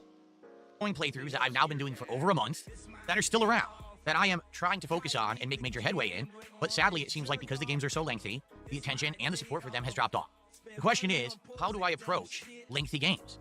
Because it seems like no one is satisfied whenever I play a long game these days. I don't know if I should spread them out and balance them with all the other releases. I don't know if I should rush through them. It just seems to be there is no consensus. And I know that it's impossible to please everyone at all times on the internet. But at the same time, I feel like today, on the show, we should discuss this at length so we can at least try to figure out what exactly it is that I should be doing in situations such as Clear Obscure Expedition 33 and Blueprints. The good news is, new games are right around the corner, starting as early as tomorrow night, but this is a serious discussion that we should tackle. So, it is time for a return. Let's sit back and relax. It's time for the Level 1 Podcast. Jesus fucking Christ. Apparently he's got some new song as well, by the way. Some new AI song. Who cares about that? Good morning, everyone. Welcome to the show. We're back. After being a day away from the podcast, we have returned. And today we've got some interesting stuff to talk about for sure. Is there any game news today? Well, in a nutshell, today, Wednesday, the 28th of May, 2025, everyone is talking about Elden Ring Night Reign. Why? Because all the NDAs, all the, instructions to hold off on talking about the game have lifted. And now all the reviews are coming out. And basically, here is what everyone says about Elden Ring Night Reign. It's basically like Monster Hunter. The idea is you drop in with a group of friends or people online, you beat the living crap out of enemies, mini bosses, and big bosses. You go in waves, you use that to level up, get new weapons, get new things, get new abilities for your class. Wash, rinse, repeat. It's a good game, but it's not Elden Ring. It's not, it's an RPG where there's dungeons and there's all these challenges. It's literally drop in, drop out repetition. So, similarly to what I have described to you guys the last couple of weeks, I feel like Elden Ring Night Reign will be something that will be fun to do for a few streams, but I feel like once we've done enough iterations of it and we've seen all of the bosses and enemies, the gimmick will run out, and we're probably not going to have as much interest in it as, say, a real Elden Ring game or a FromSoft full-fledged single-player title. So I hope everyone understands that. Like, I definitely, exactly, Stuart said, so the premise of Helldivers, exactly right. The point is you drop in, you play through one iteration, you try to survive, you level up, right, and then you continue on, but it's a game loop that's supposed to hook you, but it's never going to be something like a mainstream FromSoft game. It never was intended to be. Pretty much everything is a flipped asset. There's nothing original in the game. So because of that, yeah, I get it. Like, people are going to either love it or hate it. I think for me, it's going to be something that we play a few times. We see how much it appeals to everyone, right? And if people still keep liking it, then maybe I'll keep playing it, or maybe I play 3-4 streams of it, and then we've seen it all. I'm playing it launch night tomorrow night on the late stream, and I'm playing it Friday, and there's no podcast on Friday. I'm actually jumping right into gameplay, so it's going to be like 6+ hours. Fuck you and your fucking bullshit fucking lies. I'm going to jump right into gameplay. My fucking arse, you're going to jump right into fucking gameplay. No, I'm going to do I'm going to do a 3x3 mini bingo card on Friday. Because I can fucking guarantee if Phil's going to start fucking, he will blither for at least 25 to 30 fucking minutes before the gameplay fucking begins. That's fucking bullshit. I'm gonna just jump straight into gameplay. Just like fucking yesterday, we jumped straight into gameplay after fucking 35 to 40 fucking minutes of fucking just rambling incoherently, begging and waiting for fucking money to roll in that didn't come. Hours of Elden Ring Night Reign within that first 24-hour window to get a good idea of what the game is. Then we'll decide how much more we want to play it next week, okay? So that's the game news for now, okay? That's really it. There's nothing else going on. Why? Well, because, again, next week we've got Summer Game Fest, then we got the Xbox Showcase, and I suspect that an insane amount of gaming news will explode during that time frame. So we just have about another week to wait. It's actually just a little over a week to the launch of the Switch 2, which obviously is going to be industry-shaking. Everyone will be talking about it. I'll be covering it if I can get one. Stop fucking lying, Phil. You have one. We fucking know you have one. Which right now, again, I keep telling you guys, I wish right now I could jump out and say 100% everything is locked in and confirmed. It's not, okay? I might be getting one. I might not. Bullshit. Bullshit, bullshit, and more bullshit. He has it confirmed, he has it locked in. He's paid it already. I'll let you know, but for now, I can't really talk about it. Because again, like I said, because my original pre-orders got canceled by a troll who socially engineered Walmart. Yes, it's true. No, it's not. No, it's not, Phil. It's not fucking true. You fucking showed off your fucking order number. What is the more plausible explanation?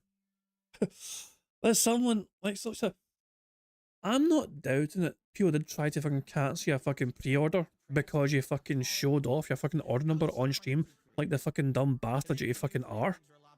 But the fact of the matter is you tried to fucking order 2 at the same fucking time when demand was ridiculously fucking high, and a lot of fucking people who tried to order multiple fucking Switch consoles from the same fucking places were getting their orders fucking rejected because of this. The priority was to fucking just make sure that everyone could fucking get it, and if people are trying to fucking abuse the fucking system and try and order multiple fucking versions of a fucking console, then they were the ones that are fucking going to miss out.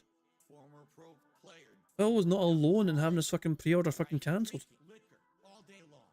I now have uncertainty, all right? But I will let you know soon about it. And by the way, also, we're coming up on 100 support goals hit, and I'll be letting you know about that upcoming marathon event that I have planned out soon. Probably by the end of the streaming week, I will let you all know what's going on, okay?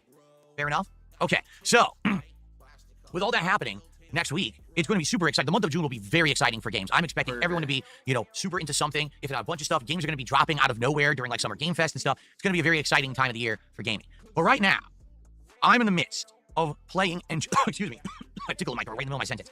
I'm in the midst of playing and juggling several games. First of all, let's just think about what I'm playing right now, okay? Main playthroughs. Player Obscure Expedition 33, a arguably 50 to 60 hour RPG. We're over 30 hours into it, okay? We're actually nearing the end of Act 2. We're going to understand there's 3 acts of the story, but then there's a ton of side content as well. We've done a lot of the side content. So we're probably about 2/3 of the way through Clair Obscure. Who fucking cares? Like, Brosy Phil was saying, did you see his hair pick where there what looks like a roach flag attached to his... No. There's no way. Yeah, that I'm sure I want to leave YouTube. Let's go. Yeah, I did see this. Oh God. Jesus, man. And here it is in motion. Here it is in motion. Goodness me. Oh, for God's sake, man. Jesus fucking Christ. Awful. Awful, Phil. Just, Phil would be better off going fucking bald. It honestly would be so much fucking better off going fucking bald at this fucking point in time. Oh, hell. Navy Vet for Life is asking, did I get the free space? In case you're wondering what Navy Vet for Life is referring to, Navy Vet for Life said it earlier on today in the member Discord, saying, calling it now, being it's going to be in the 80s today in Seattle, if weather talk is not on the card today, and Phil bitches about the weather, free space. Bad news for you, weather talk is on the bingo card. Furthermore, he's not mentioned the weather yet, although to be fair, we've only just began. We've only just began, to be fair, you know. So yeah, but Phil has not mentioned the weather yet as of yet. Which is strange because it is kind of warm where Phil is currently, so very, very Boom. Member bomb. My biggest fans are idiots. Well, thank you very much to Broside Phil for gifting 5 memberships, which is another free space to the bingo board. So thank you to Broside Phil for giving those 5 members, and congratulations to SV Vinny, Spartan Possum, VO, Stony Stank, and Movie Sign Reel. So those 5 just got membership there, courtesy of Broside Phil gifting them, so make sure you thank Broside Phil if you get a chance to, and of course thank you Broside Phil for the memberships and of course the free space as well. So that's 2 free spaces we have to the bingo board so far. And in case you're wondering about the bingo background image, it is something brand new that was made by AI. It was Sunny that provided it, but Sunny told AI what to make. AI made that. So yeah, if you're looking forward to seeing the whole image, and you're not a part of the membership, if you're on the member Discord, you've seen it already. You know, because I shared it on there. But if you want to see that full image, and hopefully we can get a full space, so you can get to see the full actual image, you know. You get to see some RGBs there, and yeah. There's a wee hint of what's to come. Anyway, 2 free spaces so far on the bingo board. Hopefully we can get an easy locked in full house today as Phil bitches and minds and moans about money. Blueprints, an ongoing puzzle game, the likes of which I've never really experienced before, and I've never actually gotten, like, hooked on a puzzle game in the way that I'm hooked on Blueprints. It actually has a really interesting story that gets better and better the further into the game that we get. And every time we play now, we're unlocking new rooms, solving big mysteries that have been ongoing for the course of the game, finding new keys and puzzles and then solving them. Last time we solved the reservoir puzzle entirely. There's 2 different puzzles to it. We solved them both. It was really awesome, and it's been going like that every single time that we play, right? By the way, we're also over 30 hours into Blueprints. Then we have Minecraft, now on Java Edition, a game that I returned to after years and years being away from it, and people really wanted it back for chill streams. Now that I'm playing it on Java Edition with mods, such as an amazing shader mod that makes the water and sky look realistic and has amazing lighting, and we have this distance mod, you can see way off into the distance, and I'm using a controller, and skins and all this, it's a much more interesting experience than just playing Minecraft. And we're finally heading into the interesting parts where I'm getting the resources I need. Member bomb. My biggest fans are idiots. Holy shit, thank you very much, Navy Vet for Life, for the 5 gifted members as well. So there we go, we've got another free space courtesy of Navy Vet for Life, getting 5 memberships. So thank you very much, Navy Vet for Life, for that, and congratulations to Average Joe. Hold on, whoever the fuck this, how do you say this fucking name? Is this a fox? Is this a fox again? I think that's the fox that got gifted a membership as well. And also, Joe Badger, Mark O'Shaughnessy, and Lil Shadow EX. So thank you very much. Come the fuck in and fuck the fuck off.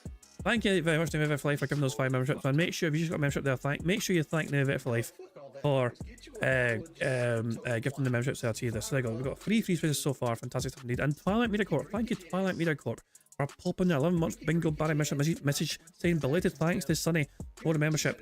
Tea and spoons for all, better than a DSP stream. Tea and spoons for all. I think I can provide that. Hold on, where's the tea? Member bomb. My biggest fans are idiots. Holy shit, fucking Broside Phil has fucking been drinking. You can tell Broside Phil's been drinking way too much bourbon tonight. Broside Phil has gifted another 20 members. That's 4 more free spaces. You know. So no wonder he's fucking saying 7 fucking free spaces as a lucky number. Jesus Christ, fucking okay. Broside Phil, thank you very much for gifting those 20 members. And Congratulations to the following people. Congratulations to the following people. If I get the name right, this is the way I fucking long list here, so bear with me. Congratulations to Colin Grant, Dasos, Steve from Latvia, Red Tag Mugiwara, Hero, BR Joe, Larry, Halo Soltham, Praise, Lima Whiskey 7, Tom, Zoso, Ed Tun, Mike G, G McFly, Kyle, Pizzagate is Real, Eric Malum, What's in Your Bag, and finally, Luke. So make sure if you just got mentioned there courtesy of Broside Phil, make sure you thank Broside Phil for that. And of course, thank you, Broside Phil, for the free spaces and the memberships. It is very kind of you indeed. Good stuff indeed. Excellent stuff. So there we go. With all these free spaces, we're surely on our way to a fucking winner here. And not a 10th fair or anything, but surely we got this in the bag. So that I can make really good equipment, and then I can head out into the world and do interesting exploration. So we're kind of right at the point where really interesting stuff is about to start happening in my Minecraft run. Then we've got American Truck Simulator, which we've done 4 streams of, and surprisingly enough, ends up being one of the best streams I do every week because people show up, engage, and support, and have a great time. Not only is it about me just driving a truck and trying to run my own trucking business, but we have a lot of fun conversation. There's bounties and challenges, and people are wagering their channel points on Kick. It's always a really good time. And then, the new game in the rotation, Capcom Fighting Collection 2, where I've been playing Capcom vs. SNK 2, has also been successful. All right, it's been fun to play, even though last time that I played it was rage-inducing because already, only not even 2 weeks into the release of this game, the only people left are people who are like try-harding serious teams. So trying to learn the game like I'm trying to do in new grooves like P Groove is incredibly frustrating. Wait. Does he just call try-harding teens? Wait, what did he describe the player base as? Hold on. Like try-harding serious teams. Teams. Okay, teams. Not teens and the age. He said teams. My bad. I thought I was just fucking being very angry at, you know, fucking like young people for enjoying the fucking games. Old bastard! That's my bad. That was my bad. I thought I said teens. So it's teams. I just misheard him. So Phil was complaining about other people enjoying the fucking game. So his complaint is that other people are enjoying the game, and only he's allowed to enjoy the fucking game. The release of this game, the only people left are people who are like try-harding serious teams. So trying to learn the game like I'm trying to do in new grooves like P Groove is incredibly frustrating because here I am trying to learn and they're just sitting there doing abusive tactics. So, you know, I'm still loving it though. Capcom vs. SNK 2 is a great game. If I had way more time to sink into fighting games, I would have played all the games in this collection. The collection has like 7-8 games. So far, I've literally only played 2. And there's just not enough time. When I'm only playing fighting games twice a week, I don't have enough time to invest to be able to play all the games in the collection, okay? So, that's currently what I'm playing, all right? I would say that Minecraft and Truck Sim are doing well. We keep those easily as night chill streams, mixing in for variety amongst all the other things that I'm doing. The Capcom Fighting Collection for now is good. It's doing well. We're getting attendance. We're getting support for it. I'm happy with the way that it's going. Can't wait to play more on Friday night. But right now, the games that are at question, the games that everyone are kind of not necessarily complaining about, but there's definitely a growing group of viewers who are saying, these games have overstayed their welcome. They're way too long, and you need to play new stuff. We're talking about Clair Obscur, and we're talking about Blueprints, okay? Really, the question here, I feel, is not, are these games good? They are. They're outstanding games. Clair Obscur is arguably one of the best RPGs I've ever played in my life. To me, it's standing with as good of games as like Final Fantasy X, Lost Odyssey, those kind of games. Blue Dragon that I played back in the day and really loved. Like, it's that good. In fact, as a modern game, visually it's amazing. The gameplay elements are great. The story's getting more interesting. I actually don't have a complaint about Clair Obscur at all. I really love the game, okay? Blueprints is the best puzzle game I've ever played in my life. And I don't say that with any exaggeration or coming quickly to the conclusion. I'm not a big puzzle guy, but when I play a puzzle game, usually it's few and far between. Blueprints is super good. I'm blown away with how much fun the game is when you get into its mysteries, when you get into the story. It's just really, really riveting, okay? So I'm having a great time with both games. But every time that I play them, I get complaints. I get a dip in viewership on the streams. The videos on YouTube take days and days to even get any real views. And now the sad fact is, both of these playthroughs, after 30 plus hours of playing them, are now sadly getting way less support. This week, I did 2 streams of Clair Obscur, one of which we did well, and the other, which was yesterday, was my lowest supported stream of the year, and actually my lowest supported stream since I played Like a Dragon Infinite Wealth a year and a half ago. We didn't even raise $40 on yet. Isn't it weird for Phil to be super hyper fixated on that? You know, it's just... There's almost a term for such people to be super hyper fixated on some sort of minutiae of detail like that, and to have that sort of information readily available to their fucking mind. You know, Do you think he fucking has a wee note at the side? You know what I mean? If his stream doesn't do this well, you know, there's no fucking way. Like, I refuse to fucking accept that Phil fucking has a note there saying what his fucking worst streams are. That's every one of his fucking dumbass dent heads fucking told him or whatever. The thing is though, he had that information ready. On the daily crap that we watched for the bingo. He had that information ready to fucking just spout off. Right there. Which he fucking, and he records, the daily crap gets recorded right after the fucking end of the night stream. Ah, Jesus Christ, man. So if we pay attention to his stream numbers and his support and the money he gets and how low some streams are, that's us being hyper-focused and hyper-fixated on that shit, you know what I mean? And he's all fucking, but it's fine for him though. It's fine for him to be hyper-fixated on that shit, you know what I mean? There's no fucking issues there or whatever. The double standards of Phil Burnell, you know, he's allowed to fucking point out these things which are just fucking factually, you know, anyone can fucking point these fucking things out, but if we fucking did, we're the fucking nutters apparently. Yesterday's Clear Obscure stream, okay? Blueprints. Sadly, again, a game that was doing really good when it first came out. Then I said, well, new games are coming out. We have to put it to a night stream. And immediately I got big pushback. People saying, man, you really shouldn't have pushed that to a night stream because we can't really attend the night streams. No, shut the fuck. One fucking person said, Phil, I would support a stream if it was on a day streams. And that one fucking person was somebody called Ian S. You fucking moved that shit back to the fucking day streams because of one fucking individual that fucking said to you they would keep supporting you playing that game if you moved it back to the fucking day stream. And lo and behold, that's exactly what you fucking did.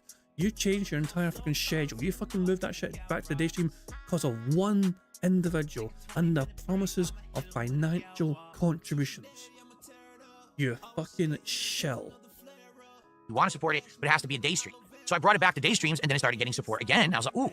But now all of a sudden, last stream, a couple days ago, we didn't hit the support goal. Did it do poorly? By no means. We raised over $100 and I was okay with that. But the point I'm making is, you can see there's fatigue for these lengthy games, okay? As a variety creator, I face a dilemma. When a lengthy game comes out, the first dilemma I face is, do I even play it? Because I know that attention on the internet, particularly on streams for games, is kind of short-lived unless it's a super duper hyped game, right? If a new FromSoft game that's not a co-op drop-in, drop-out game like Night Rain's going to be, but a new Dark Souls, a new Elden Ring, or the Elden Ring DLC last year, right? Those games, even though they're lengthy, seem to get a lot of attention all the way through, okay? Big, hyped games. If a new GTA dropped tomorrow, GTA 6, I feel like I'd get attention the entire playthrough, okay? But outside of these exceptions, all right, it seems like it's very hard to maintain attention for anything that's being played more than a couple of weeks, all right? Even Doom, The Dark Ages, a game that was only around 20, 25 hours long, that was hard to maintain attention on, and I played the living crap out of it in the first week. I beat Doom, The Dark Ages within 8 days of its release. Or was it 9? I think it was 9 days of its release. But even then, people said, oh, that was too long, and, you know, it was boring, okay? Now, here's an example. King Ferb says, well, Suikoden did well. You're right. And I think the reason Suikoden did well is two factors. Factor number one, that was the longest game I had played in a very long time. We'd actually been playing a lot of shorter games, indie games, right? Suikoden was kind of like, oh, a throwback. Phil hasn't done an RPG in a while. This is cool. It's refreshing to see him go back to that formula that he likes a lot. Suikoden also was a game from my youth, so I knew a lot about it, and you could see how much I was genuinely enjoying every moment I was playing it because I was reliving these awesome moments from the original playthrough. Who fucking cares? This was a game that there was buy-in. I told everyone, as long as we kept getting support for the playthrough, I would continue to play it as a daytime stream all the way through, and it happened. People literally supported the entire playthrough. And so I agreed, hey, this summer, let's actually do a playthrough of Suikoden 2, which is also in that collection, and people are like, yeah, we can't wait for that. Okay? So I think that was kind of an exception, but I think what's happened now is after Suikoden 1 ended, then we had another lengthy game, then another lengthy game, now another lengthy game. And now it's like, oh man, now Phil's inundated with a bunch of lengthy games again. And we were liking the fact that he was playing more short-term, fast-paced indie-style games, and then action-based games, multiplayer games. Now he seems like he's getting back to that formula of everything takes 2 months to beat. And this is a problem, because as a variety creator, all right, the dilemma I face is, do I even bother playing these lengthy games? Because if I don't, case in point, Metaphor, I get nothing but flack for it. Phil, how dare you skip Metaphor? Aren't you aware it's like the best game of 2024? You really missed out on a gem. No, I know. I played 12 hours of it. I played 12 hours of Metaphor, and I loved every moment of it, and I very much wanted to play it, but no one showed up. By the end of the 12-hour demo, people were not on the stream anymore, and I was making nothing. So in the viewership and support, people were telling me they didn't want this playthrough, so I didn't do it. Then everyone yelled at me after the fact. So what was I supposed to do? You guys know I'm a variety creator, and you know that I don't just sit here and play one game nonstop for 2 weeks. So when you're looking at a game that's going to be a 40 to 60-hour playthrough, you always have to understand something. That will mean that's a 2-month playthrough for me. And there's not much I can do about it, because if I did sit here and played the same game for 2 weeks, attendance, engagement and support would plummet because I'm a variety creator. I'm not just Mr. RPG, Mr. FPS, Mr. Fighting Game, Mr. FromSoft. I'm the jack of all trades and the master of none. So because of that, I have to juggle, right? And to be honest, that's why I've had the longevity that I've had. That's why the guy who started videos back in 2008 is still able to make a living making similar videos in 2025 because I have kept the variety going, right? Well, there's nothing special about you fucking still doing this fucking shit. You know, I fucking made videos back in 2002, 2003, 2004. I've been fucking making videos for almost 25 fucking years on the fucking internet in a variety of different fucking ways. I have fucking made all sorts of fucking videos which just have like fucking thousands and fucking tens of thousands of fucking views. You know what I mean? I've been fucking featured in the fucking front pages of fucking websites before. Some of the fucking videos I've fucking made way back in the fucking day. You know what I mean? I'm just saying, like, fella, this is nothing special. You're hanging your hat and nothing special here. Longevity is not really a huge fucking bragging point in the content creation game. It just fucking illustrates the fact that you've been doing this for so fucking long yet not fucking gotten close to even trying to master it and fucking actually make the most of it. You know, most people who've been in the YouTube game for as long as this have something to show for it. Have a legacy to fucking show for it. You know, have some, you know, some sort of fucking great financial nest egg fucking built up for it of the years of fucking cultivating and curating a fucking audience and communities. Although you don't. You're not fucking still doing this because you fucking want to fucking do it. You're still doing this because you fucking have to fucking do it. You have no choice, Phil, but to fucking keep doing this because you're fucking trapped in your own fucking personal purgatory of hell that is fucking sitting in this camera in that tiny little fucking room day after fucking day, begging the fucking same people day after fucking day to fucking pay your fucking bills day after fucking day. You have fucking created a situation yourself, Phil. Because you fucking failed to fucking adapt, failed to fucking evolve, failed to fucking grow, failed to fucking seize opportunities, and you fucking decided to take the hard path of fucking begging people for fucking money. You don't want to fucking sell out and be a fucking shell like most responsible content creators would have fucking done. You know, why? Heaven fucking forbid those other content creators don't fucking put the financial burden of their own fucking well-being on their fucking audience. Yeah, what a wonderful human being Phil Burnell is to fucking place that fucking burden of his financial responsibilities on his entire community. Absolute fucking dick. And that's somebody right there who's already got a compromised moral compass. Right now, I'm doing a podcast. Then we're doing Blueprints. Tonight, we're doing Minecraft. Tomorrow, we're going to do Clair Obscur and Night Rain. Then there's going to be fighting games on Friday. Every stream, you get a different audience. And the audience that likes that particular game will show up, engage, and support with that game, but may not show up for the other. So even though you look at my stream and you say, oh my God, Phil only has 150 viewers on his podcast, and his videos of the playthrough are only getting 200, 300 views. Yes, but you have to understand that that is separate from my overall viewership. My overall viewership is each game has a pocket of viewers that comes to enjoy it. And they'll come. Why don't you back it up with a source? My source is that I made it the fuck up. Back when there's another game that they're interested in, you see? So you have to understand that. And a lot of people don't, all right? The reason I'm here is because of the variety. Because some people say, well, if you just played Clair Obscur nonstop for 2 weeks, you would have beaten it, and then no one would be bored, and you wouldn't have the problems you're having right now. Yes, and by the time that the first week ended, 80% of my viewership would have complained, tuned out, not come back, and I would have went out of business. That's not an exaggeration. People are here for variety. That's what DSP gaming is all about and always has been. I can't just play one game nonstop for 2-3 weeks. So because of that, do I play lengthy games? That's even question number one. Do I even bother playing them? Because in the case of a game like Clair Obscur, I absolutely love this game. But now, when I play it, I get people yelling at me, telling me, oh, I did it all wrong. What do you mean I did it all wrong? Oh, you're doing side content. That's boring. All we want is story. Wait a minute. Back in the day, when I was a full-time YouTuber, okay, before I became a streamer, my methodology was, on release day, run to GameStop, buy all the new releases, bring them home and unbox them, immediately start playing them, and literally rush through the game as fast as I could. Do not take time to take in the scenery. Do not explore. Do not do side content. Literally full speed to the finish line. Because if I could be the person who would play through that new game as fast as I possibly could, okay, and then get that playthrough out fully on YouTube, I could be on to the next game, and I could trade in that game right away to get almost maximum value back when you could actually trade in games for high value. Those times are long gone.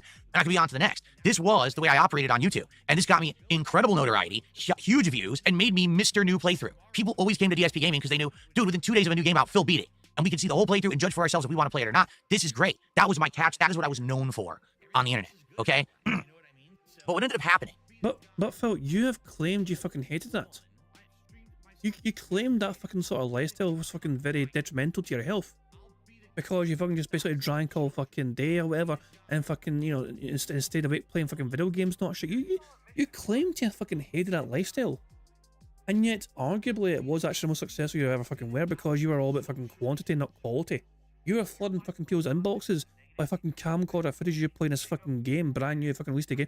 Yeah, in one hand, Phil would have a game guide, and in the other, he'd have his fucking controller, trying to turbocharge his way through the games as fast as possible. And Phil didn't do it for the sake of the fucking gameplay.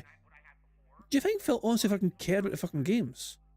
His fucking whole method of operating that business back in the day was just about trying to do it as fast as possible, to pump out the content as fast as possible, to milk that machinima contract as much as possible. Why do you think fucking DSP tries it even exists in the first place? Because there's more content for him to fucking make. Why do you think fucking unboxing videos were a fucking thing that he did back in the fucking day? Because there's more content for him to fucking milk. Phil had a massive audience. Like, some people might not understand how big an audience Phil had back in the fucking day. It was shite content, but it was popular. Oh my dog! What's up?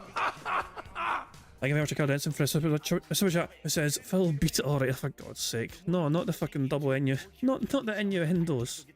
Innuendo. But no, enough of innuendos. No. But honestly, it goes without saying, Phil actually was popular back in the fucking day. Not for the right fucking reasons. He fucking milked the fucking system for all it's worth, but he made the most of a system that was in place to milk that for financial gain as best as possible. Let me show you something. So some people might not have actually seen this. Hold on, let me find this channel. So actually, yeah, here we go. Have you ever seen this? This is Darkside Phil's original YouTube channel. Okay, and these are some of the accolades that he saved for posterity. Like, he actually saved this for posterity, you know. The best honours he ever had on his Darkside Phil YouTube channel. This is the fucking channel before DSP Game was a thing. Darkside Phil, you know. His best honours so far. Number 2 most viewed channel of that day. So in 2010, the 25th of February 2010, Phil's channel was the second most viewed channel that day.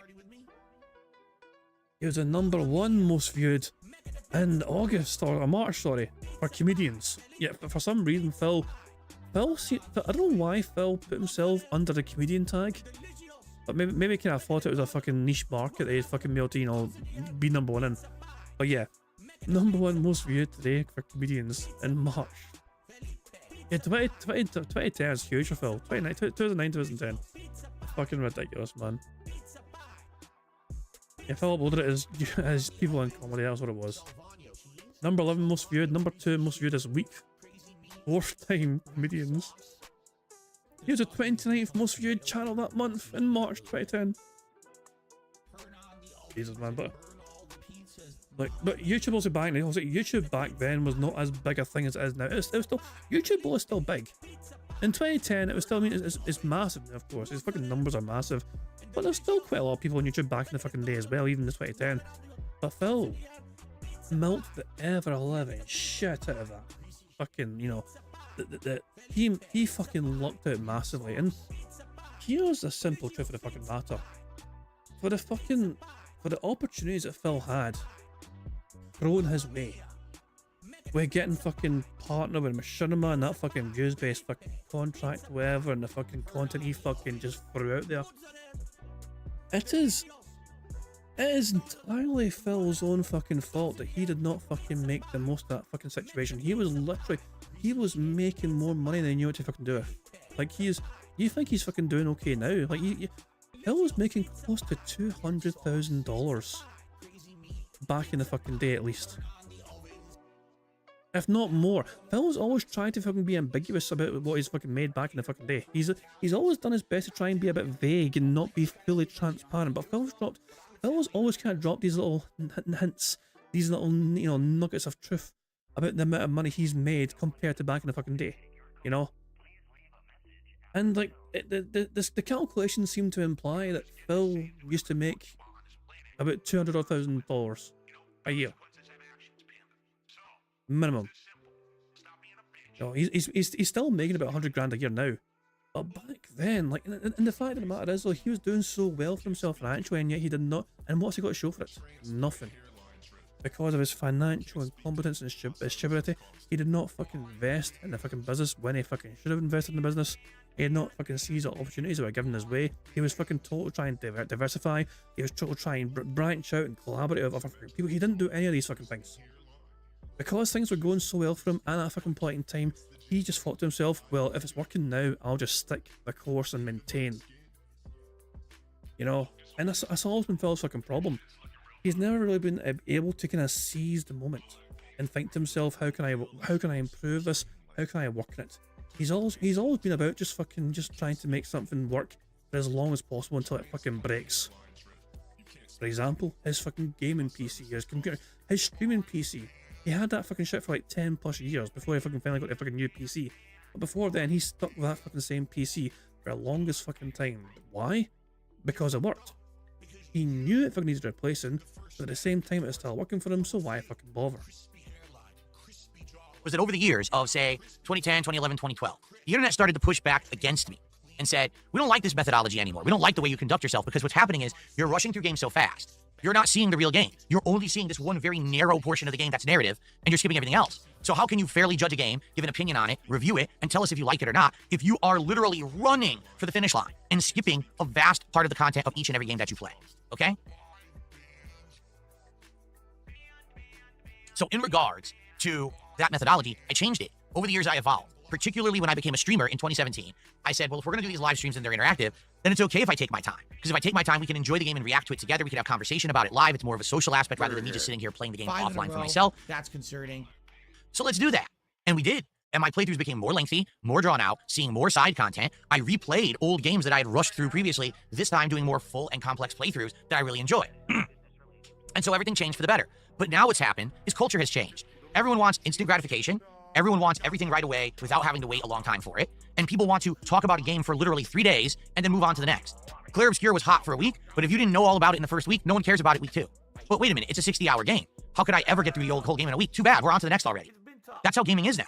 That's not how it used to be, but that's just how it is. So now, when a lengthy game comes out, and I'm thinking to myself, well, everyone's telling me to play it. Everyone says I don't skip it because it's going to be the biggest game ever. All right, I'll try it. And then I play it at my own pace. We're enjoying it. Oh, you're doing it wrong. What do you mean? Well, everyone else already beat it. I've only played it for a week. Yeah, it's already done. Everyone did 60 hours in it. They're done. What do you mean?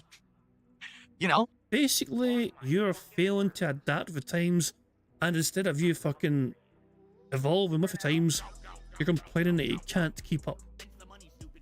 This just seems like you're fucking struggling. This just seems like you're crying about the world moving on past you. You're being left behind in the fucking dust. You're not happy about it, so you're fucking kicking up a fucking fuss, Phil. If you're too old for a YouTube game, then you know there's options for you, aren't there? There's things you can fucking do about it, Phil. Like, not fucking do it anymore. Have you tried getting a job? So, in regards to Clair Obscur, here's what's going on. As you play through the game, incrementally, the character who serves as your vehicle for the game, Esquia, you ride him and he's fast travel basically because he goes over the overworld map. You don't have to fight when you're on his back. He at first can only go over the ground. Then after a while, he can break crystals to go to new areas. Then he can swim. Then he can start to swim through coral. Eventually, he's going to be able to dive and jump and fly and do all this other stuff. Each time that you get to a milestone in the story, he gains a new ability, and then all this new content opens up in the game. So each and every time that this has happened, I explore the map and I do content. There's an optional dungeon over here, an optional super boss over here. Now, normally, in the game, you wouldn't be able to do all the content because it's tough. For example, there's super dungeons that have opened up that I walked into them level 30 and the enemies are level 70. Whoa. Well, you shouldn't be able to beat that, but I can. Why can you beat it? Well, let's see. Ooh, that super chat might get leaned. Jimmy Paul says nothing has changed, Philip. It's a waste of $5, by the way, but still, the message is nothing has changed, Philip. Your 5 whales are tapped out currently. They'll be back after the first. Your pygnosis, your pygnosis isn't working. Because, FYI, I've played turn-based RPGs my whole life, so I'm good at them. And I played fighting games. So why does that factor in? Because in fighting games, you need incredibly good hand-eye coordination. You need to be able to do timed button presses and joystick taps in order to counter what your opponent is coming at you with. So how does that factor into Clair Obscur? Well, the combat system has a parry system. If you're playing this game and you run into something that's really tough, as long as you can read its attacks and parry by pressing a button when it hits you, you can literally absorb all its damage and then turn it back against it with a counterattack. Essentially, if you're good at parrying, you're invincible in Clair Obscur. No kidding. It's just true. You will actually beat pretty much everything in the game if you're good at parrying. So I go into a level 70 dungeon at level 30, and I start winning. And people are like, that doesn't make any sense. Literally no other person who played this game walked into this dungeon at your level and was able to complete it. Well, I can. Who fucking cares? Because I'm different. Do you remember when I played Elden Ring and we finally walked into the open world map for the first time? And right there in front of you is that knight on the horse with a big ass weapon. And everyone said, well, we'll take him on, and got completely trounced by him and said, fuck this, we'll go back later. I said, no, I'm going to beat that guy right now. And it took me like an hour and a half, but I did it. On that very first stream of Elden Ring, I persevered, I learned the pattern, I beat that knight. And that was an incredible challenge, but that was an awesome way to open up that challenging playthrough to show that I had the skill level to overcome. Anybody care what this guy thinks? No! That's exactly how I'm playing Clair Obscur, okay? In Clair Obscur, when this side content is opening up, and most people say, fuck it, it's too hard, I'll come back later. I'm like, nope, I'm gonna challenge myself.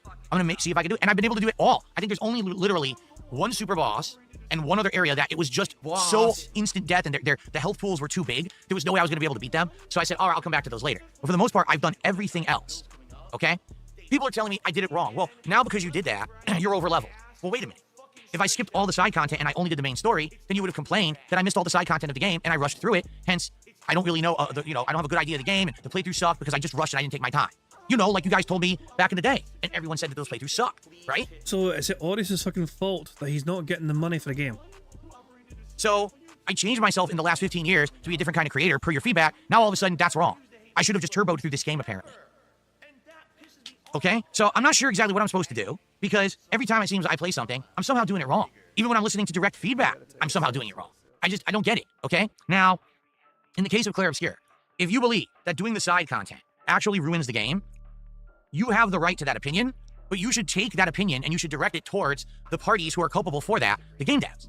If the side content of the game is actually not meant to be played, then go complain to them and say, why is it in there, right? If by doing the side content I become so overleveled that nothing in the game will be fun anymore, then why are you complaining to me?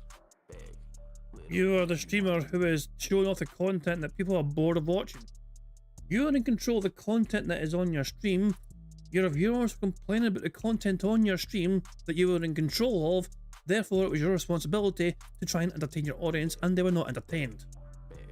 The game developers did not make you play the side content, you actually chose to play the side content, which they were so bored to fucking tears that you were playing. Does it make any sense, does it? I'm just playing the game that was presented to me. I'm playing the parts that open up in the story as I approach them. Hell, that super dungeon was actually right there in line with the story. It wasn't even like, oh, I went out of my way to go find it. It was literally right there. Now, it showed danger red, but it was right in front of me. Let me give it a shot. Oh, look, I just beat it. And now I'm over level. Well, how? But by Phil's fucking logic here, like, you could open up Minecraft, okay? It's like, well, what am I going to do in fucking Minecraft today? Am I going to fucking try and, like, you know... Oh, my dog! What's up? Thank you very much, Ira, for a $2 super chat, who says, you control the buttons you press. Exactly. Fucking exactly. But using Phil's logic here, this is like, if I opened up Minecraft, it's like, do I want to fucking fight enemies? Do I want to fucking, like, you know, fight the Wither or not? Do I want to get the Ender Dragon? Do I want to fucking, you know, search the end and go to the Nether and fight gas and blazes? But no, how about I walk in a straight line for 1,000 fucking blocks? Because the game gave me that as an option in Minecraft. You know, or even better, like Phil's idea of exciting Minecraft content is like, guys, look, I've got 2 piggies. You want to name them for $20 each while I fish for fucking 30 minutes? Isn't this riveting, fantastic, exciting, engaging content? This is what you guys asked for. This is what you wanted. Blocky fishing. It's like, Jesus fucking Christ. It's like exciting things you can fucking do in the game, but you're actually choosing to do something different. It's like, if you don't fucking like us being in the game, don't blame me. I'm like playing the fucking game. If you don't like us being in the fucking game, blame the game dev. Even though I'm the one fucking playing the game. Is that my fault? Because I'm too good at the game? Literally what you're saying is, because I'm so good at the game, the playthrough sucks. Why don't you back it up with a source? My source is that I made it the fuck up. That's exactly what you're saying. I'm so good at Clair Obscur, my playthrough's bad because nothing's beating me. Why would I lie? I imagine it's like breathing for you. That's really what you're saying. It's, if you had played the game and you were finding all this trouble and adversity and you were raging and basically you were, you know, sucking at the game, then we could make more memes, right? Then we could do clips and we could put them on X and on TikTok and on Reddit, and we could have millions of views making fun of how bad you are at the game. But you're not doing that, so your playthrough sucks. Fuck you. Yes, every one of you out there. Fuck you. Anyone who says this kind of dumb shit, go fuck yourself. You're a fucking waste of my time and you're a waste of life if that's all you think. Because Darkseid feels good at something, his playthrough sucks. No, you're a loser. If all you care about is toxicity and failure, and all you want to do is bring someone down because they're good at something, you're the fucking problem. Not me. My playthrough doesn't suck. My playthrough is one of the best playthroughs of Clair Obscur because I'm showing you that anyone who has skill can actually beat any portion of this game at any time. If that was the case, Phil, then why are you not getting great viewership and support and numbers anymore? Now, us mentally ill detractors are not fucking, forcing your audience to stay the fuck away from your streams and not give you money. But it's like, we can't convince your fucking dentheads what to fucking do with their fucking hard-earned fucking contributions and their fucking welfare checks, you know? So, if that was the case, then how come the support is not forthcoming to you, ever flowing like a river? Like, you're blaming detractors and trolls for you not getting great support for this game anymore. Like, we don't tell your fucking deadheads what to fucking do. We've tried, they don't listen. All you need to do is time the parries. Tell me another fucking content creator who's made a playthrough like that of that game. Name one singular one. I'd love to hear it. So because I'm doing something differently, better than everyone else, and you can't make fun of me for it, you're mad.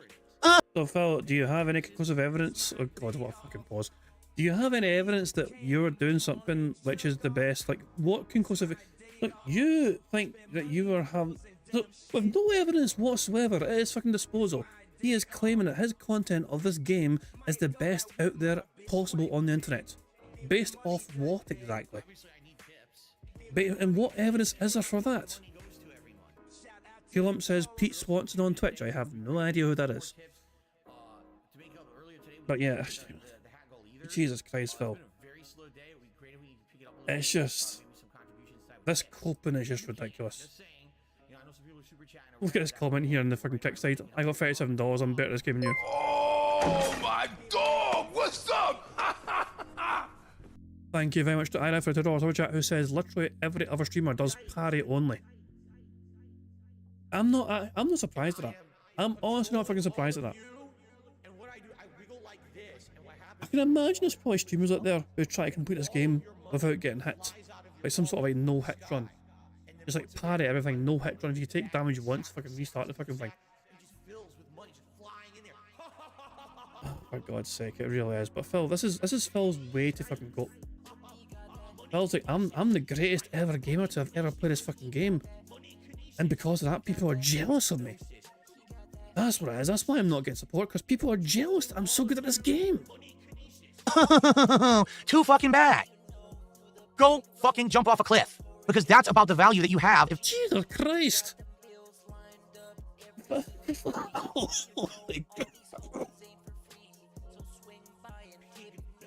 Sorry guys, that caught me off guard. That was, sorry man, I had a wee coughing fit there, so I had to fucking just fucking mute my microphone there. Sorry for coughing to the microphone, guys. You know, Jesus fucking Christ. He is fucking literally telling people to fucking kill themselves because they don't fucking like his content on YouTube. What the fuck is wrong with you, Phil? Jesus fucking Christ. Oh my, one more time. better than everyone else, and you can't make fun of me for it, you're mad. Too fucking bad. Go fucking jump off a cliff. Because that's about the value that you have if that's the kind of person you want to be. You're a toxic individual on the internet who only cares when someone's in suffering and misery. That's fucked up. Seriously, what is wrong with you if that's your mentality? Now, let's continue positively, okay? What I want to do moving forward is actually figure out, do I play lengthy games? Because I don't see a way to do it and keep attention on me, to be honest. I feel like the modern gaming industry, you literally only get, sadly, a week to talk about a game. After that, it's absolutely true that everyone's on to the next topic, on to the next trend, on to the next thing. This is why I've told you guys for years, I'm apprehensive about actually playing lengthy games, okay? I don't know what else to do because I don't know how to make those playthroughs viable. I don't know how to make them work. Even if I had rushed through Clair Obscur and only done the story, people would have said the playthrough sucked because you didn't do the content. So now I beat the content that's challenging and I master the game, and people say your playthrough sucks. I think we see a problem here, and the problem isn't me. The problem is you. Jesus Christ. Oh my god, of course it's not his fault. It's his audience's fucking fault. How fucking dare they not like the games that he wants to fucking play? Jeez, this is unbelievable. This level of like fucking like, what do you fucking call this shit? I think we see a problem here, and the problem isn't me. The problem is you. Because you're so fucking toxic. People out there who are never satisfied at all, no matter what I do. I can't please those people, do you understand? It doesn't matter how I play a game, they're always gonna whine and bitch and complain about it.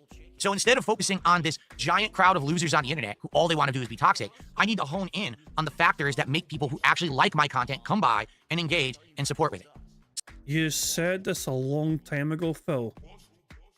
Like this is you regurgitating the same fucking speech you fucking gave people months ago. This is the sort of speech you fucking gave pre-Kino and then after Kino as well. So, do you just fucking keep forgetting or something? So the question is, what happened with Claire Obscure where we were getting that attention, we were getting that support, and all of a sudden, yesterday it fell off? What happened with Blueprints that we were having people come by and say, listen, please make this a day stream because we love this game and we want the playthrough to continue and we'll support it, but then we're not getting that support anymore. What happened, right? What's the change? Is it because it's too long? In the case of Blueprints, it really, really baffles me because we're actually now unraveling the game-long mysteries that have been big questions the entire time.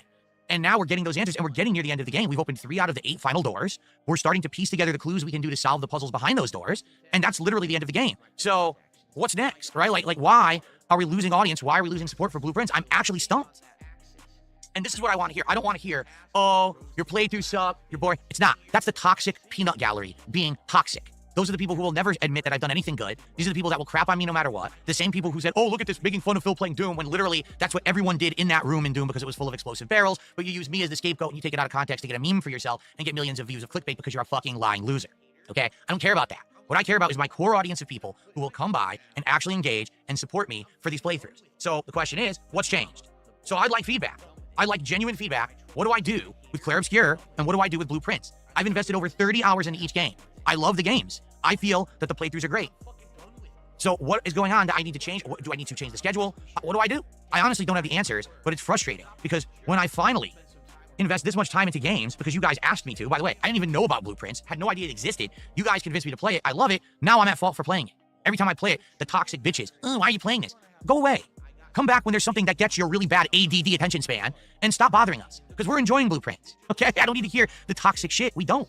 Okay? I'm just tired of it. Tired of hearing this buzzing that really doesn't matter because those people never support my content anyway. So why do I have to hear it? It doesn't mean anything, right? Just a bunch of fucking noise to annoy all of us. Basically, if you don't give Phil money, you're not entitled to an opinion on his content. Isn't that such a wonderfully wholesome content creator right fucking there? If you don't support him financially, you're not entitled to an opinion on how much, how good his content is or how bad his content is. Only by giving Phil money do you earn the right of an opinion.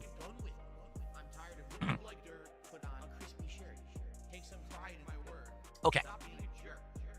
So let's see what people have to say. We're going to do some shout-outs here, all right? Let's do some shout-outs and see what people have to say. We start off with Princess Luna, who did a $10 super chat. I feel like the day stream and night stream crowds are different. As far as long playthroughs go, I use the 3-episode rule to decide if I like a game or not. Okay? So basically you watch 3 episodes of a playthrough to decide if you like it or not, right? And that's the thing, like with these games, both Blueprints and with Claire Obscure, those playthroughs did well. I mean, like I said, I've been playing these games now for over a month, 30+ hours. All of a sudden now they're falling off, and that's the concern, is when you've already invested that much time into a game, obviously you want to see the end, right? But it's like, am I shooting myself in the foot? Right? Am I? I don't know, right? I don't know. Archmage says there's actually not much of Expedition 33 left. You could probably finish it in several more streams. Yeah, for what I'm to understand, right? I think we're right at the end story-wise of Act 2, and people are saying the story of Act 3 is short, but then all the side content is unlocked and you can play it, correct? So I guess we have to see then how it's going to go. You know, I definitely want to see it end, but I don't want to skip a bunch of stuff, you know? I don't know. Hold on, there's a couple troll tips here. I'm just ignoring them. Burger? I think we've won. We have 9 free spaces. So, let me make sure. Let me make sure I've got all these. So we got 3. So hold on. Yeah, we've won. So 9 free spaces. Burger. There we go. Full house. Oh boy, how exciting. Anyway. And there's the bingo background image for us getting the full house. There it is, not as fucking glorious. Phil Burnell being very sad, drinking gin in his boxer shorts with a Hulk Hogan statue behind him, and just like fucking snacks all around him, the fucking trash bag and all that shit. There we go. Random AI. And he's got, of course, he's fucking surrounded by RGBs as well. Very sad image, but there you go. That's Phil Burnell for you. Excellent stuff. We have won bingo. It adds $10 more to the bingo prize fund. This has been unhinged as all fuck. This was meant to be some sort of fucking positive fucking stream from him today. This is unbelievable. The toxicity on fucking show today. Like, I'm kind of curious. I mean, I don't want, like, I want to see how he reacts to other. So somebody gave him a $5 sub, which I can't remember, saying like, Phil, the problem's not you. It's us, you know, it's not us, it's you. That might be. That actually might be one he ignored. I don't know. Let's see if he responds to it or not. This is dead air as well, buddy. All right, this is actually pretty insightful. All right, this is pretty insightful. I'm going to read this one. It's a $2 tip anonymous. And although some of this might seem like it may be insulting or trolling, I actually think it's kind of insightful, so I'm going to read it. Okay. Here we go. Okay, let's see it. You guys tell me if you think that this might hold true. Okay. I agree, your passion came through during the Suikoden playthrough, or Suikoden playthrough. I keep forgetting how to pronounce it. You had knowledge and a natural charisma. The support directly correlated with how passionate that you were for that game and how you connected with it. Your best playthrough in years, in my opinion. Is it fair to say, following this logic, is there maybe a lack of passion or lack of charisma that's responsible for low support games, like, for example, Clair Obscur? It seems like with a game like Truck Sim, although it sounds like it could be boring on paper, it really allows your spice to come through, and the support shows. Maybe it's a lack of personality or passion coming through on low support streams. Well, think of it this way, right? When I'm playing Clair Obscur, all right, there's a plot, and I comment on the plot, but a lot of it is just sitting around watching cutscenes for the plot, and there's not much you can really do about that. That's how the game is unfolded. It's through cutscenes, right? Now, the gameplay is turn-based, and the gameplay requires planning and learning the different playstyles of each character, which I've done. Like, I've played with every character in the game, and I've learned their playstyles, and I even said this on stream yesterday. I don't think there's a single character in Clair Obscur who I don't like playing with. They all play differently, but they're all very fun to use. So because of that, I'm actually enjoying when the game forces you to use different parties or shuffle the characters around or whatever. You know what I'm saying? But in regards to the gameplay of Clair Obscur, a lot of it is, okay, here's a new enemy. Let's see what they're going to do. Okay, let me see if I can time this button press to parry. Did I get it or not? Ah, shit, I missed it. Or, oh, I got it perfectly. Nice, shiny, fancy counterattack, right? And maybe that's fun the first or second time you face a new enemy. And maybe it's fun when you're facing a boss. But you can't always make that entertaining, right? If I'm facing the same party of enemies for the 5th time, it's not going to be as entertaining as the first time I fought them, right? So maybe it's the style of game, right? Maybe certain games just go better than others. I would counter that, though, with Blueprints. And here's why I say that. I actually think that the Blueprints playthrough, I have been fully engaged with that game the entirety of the time I've played it. Solving the puzzles, trying to understand the plot, trying to figure out the nuances of each thing that's going on in the game. Like, literally every room has had hidden meaning that I didn't understand at first, but we figured that out, right? And it's turned out very positively. I don't know why Blueprints, which had people... Jesus Christ, that fucking super chat. Have you ever tried a wood chipper and jump in? Jesus, what a way. Absolute colossal waste of $2, by the way. I mean, it's an absolute fucking waste, you know. Phil keeps that fucking money. He's not gonna, they won't get that money back, probably. Very excited for it early on. Why? Now, while we're at the end of the game, where we're coming to the culmination of the plot lines, the secrets are being finally revealed, and the mysteries are being solved and answered, why now there'd be a falling off? I'm just as engaged with that game now as I was at the beginning of the playthrough, so I don't get it. Okay? So here we go. So now, as you can see, all the toxic losers who I said are just wastes of everyone's time are speaking up on Kick, and they can all enjoy their nice big bands right now. They can all get fucked. Ooh, hold on. Shall we refresh? How many bans do we think Phil's done since? Okay, hold on. Over under. How many bans has Phil done on Kick today? We need an over under. What do we go for? Do we go for 10, 15? People are saying 15. Okay, let's refresh. Has Phil had more or less than 15? If I tell you what, if it's more than 15, okay, I'm gonna add 10 more bucks to the bingo prize fund. I know it's actually not as many as I fucking thought. Here, hold on. Here. It's 1, 2, 3, 4, 5, 6, 7, 8, 9, 10. It was fucking 10. He's had 10 bans. Although 4 of them came at the same time, looks like. Damn. I was expecting more. Damn. These are the ones that Phil's had today so far. But the way Phil made it sound like he was like fucking like preparing to fucking list off like, you know, fucking, you know, oh, there's a whole army of them. There's like fucking millions of them. Here you go.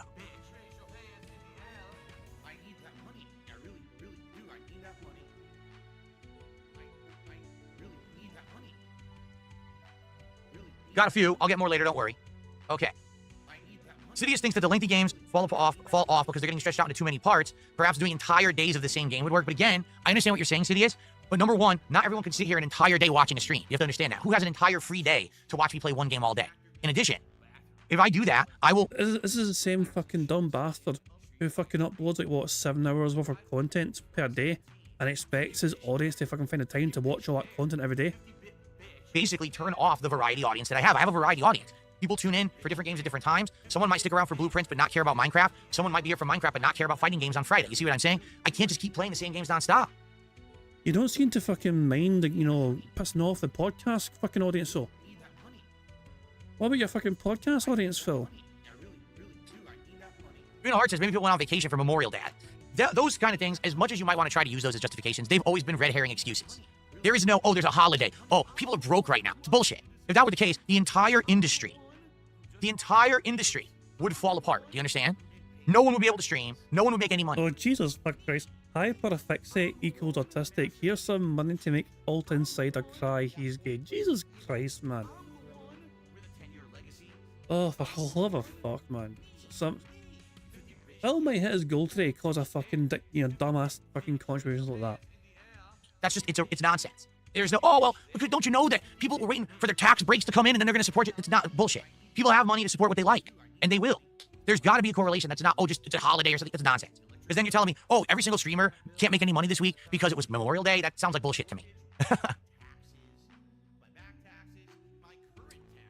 Well, thanks, Hyperfixate, for a $2 super chat. I'm definitely not reading what you just said, but I appreciate the support. Well, let's see. We got a tip here, but I don't know. Let's take a look. What is going on with my screen here? Stop that. Annoying me. So a $2 tipper says, a lot of these guys are conditioned watching This Is How You Don't Play, and so if you show a smidgen of competency in a game, they say your gameplay sucks. You can see it in the chat when you play fighting games and you're going on a winning streak. Suddenly LARPers are asking you to go back to Street Fighter 6 when you're playing this new collection. You're right. Why do they want Street Fighter 6? Because I don't like it, because I find it boring, and because I don't spend enough time on it to beat up the scrubs. When I'm playing this new collection and I'm actually doing well, oh, that's horrible, that's boring. No, it's not boring. I'm doing well and you're just a loser. Emoji made a 47-minute fucking compilation from your fucking gameplay and that fucking shit the other night. So stop fucking pretending that, oh, I'm doing so great in this game so they can't make fucking compilation. You try fucking telling that to Memoji. It fucking got tons of fucking footage of your fucking rage and salty moments from that fucking night session you had the last time you fucking played a fucking game. Okay, you don't like the fact that I'm good at games, okay? Face it, I'm actually good at some games, okay? Not all of them. Most of them I do suck at. Old school fighting games, I'm really good at. Some modern games, clear obscure. Phil, you're competent at old school fighting games. The problem for you is that you fucking think you're better than you actually are. And your ego can't fucking accept the fact that other fucking people are basically fucking better than you these fucking days. Like, you can't handle the fact that certain your fucking people can play the old games you fucking love and be better than you in the old games that you fucking love. Your ego cannot and will not accept that. Because, oh, I can't be back. I can't lose to this person in this game. I was 4 for evil, you know.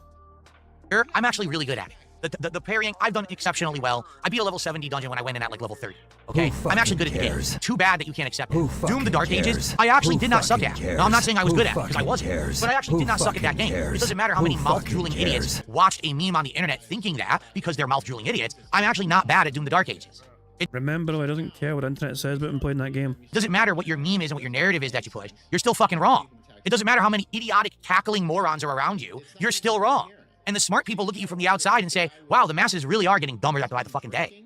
I'm not actually bad at every game. There's nothing that you can do about it. Kiss my ass. Thanks for the $2 tip, whoever that was, because it was anonymous. Remember, doesn't care. So really what we need to figure out, because this is me being pretty transparent here, is what to do, man. I don't know what to do about these lengthy playthroughs. What do I do about Clear Obscure right now? What do I do about Blueprints right now? Right now, I have a Blueprint stream right now we're doing no matter what. And we've got a Clear Obscure stream I'm doing tomorrow no matter what. Outside of that, I literally don't know what else to do moving forward. I want to continue to play and finish these games. But I also can't be like, oh, time to play Clear Obscure, so time to make $5 an hour today. Because people are burnt out on it, you know.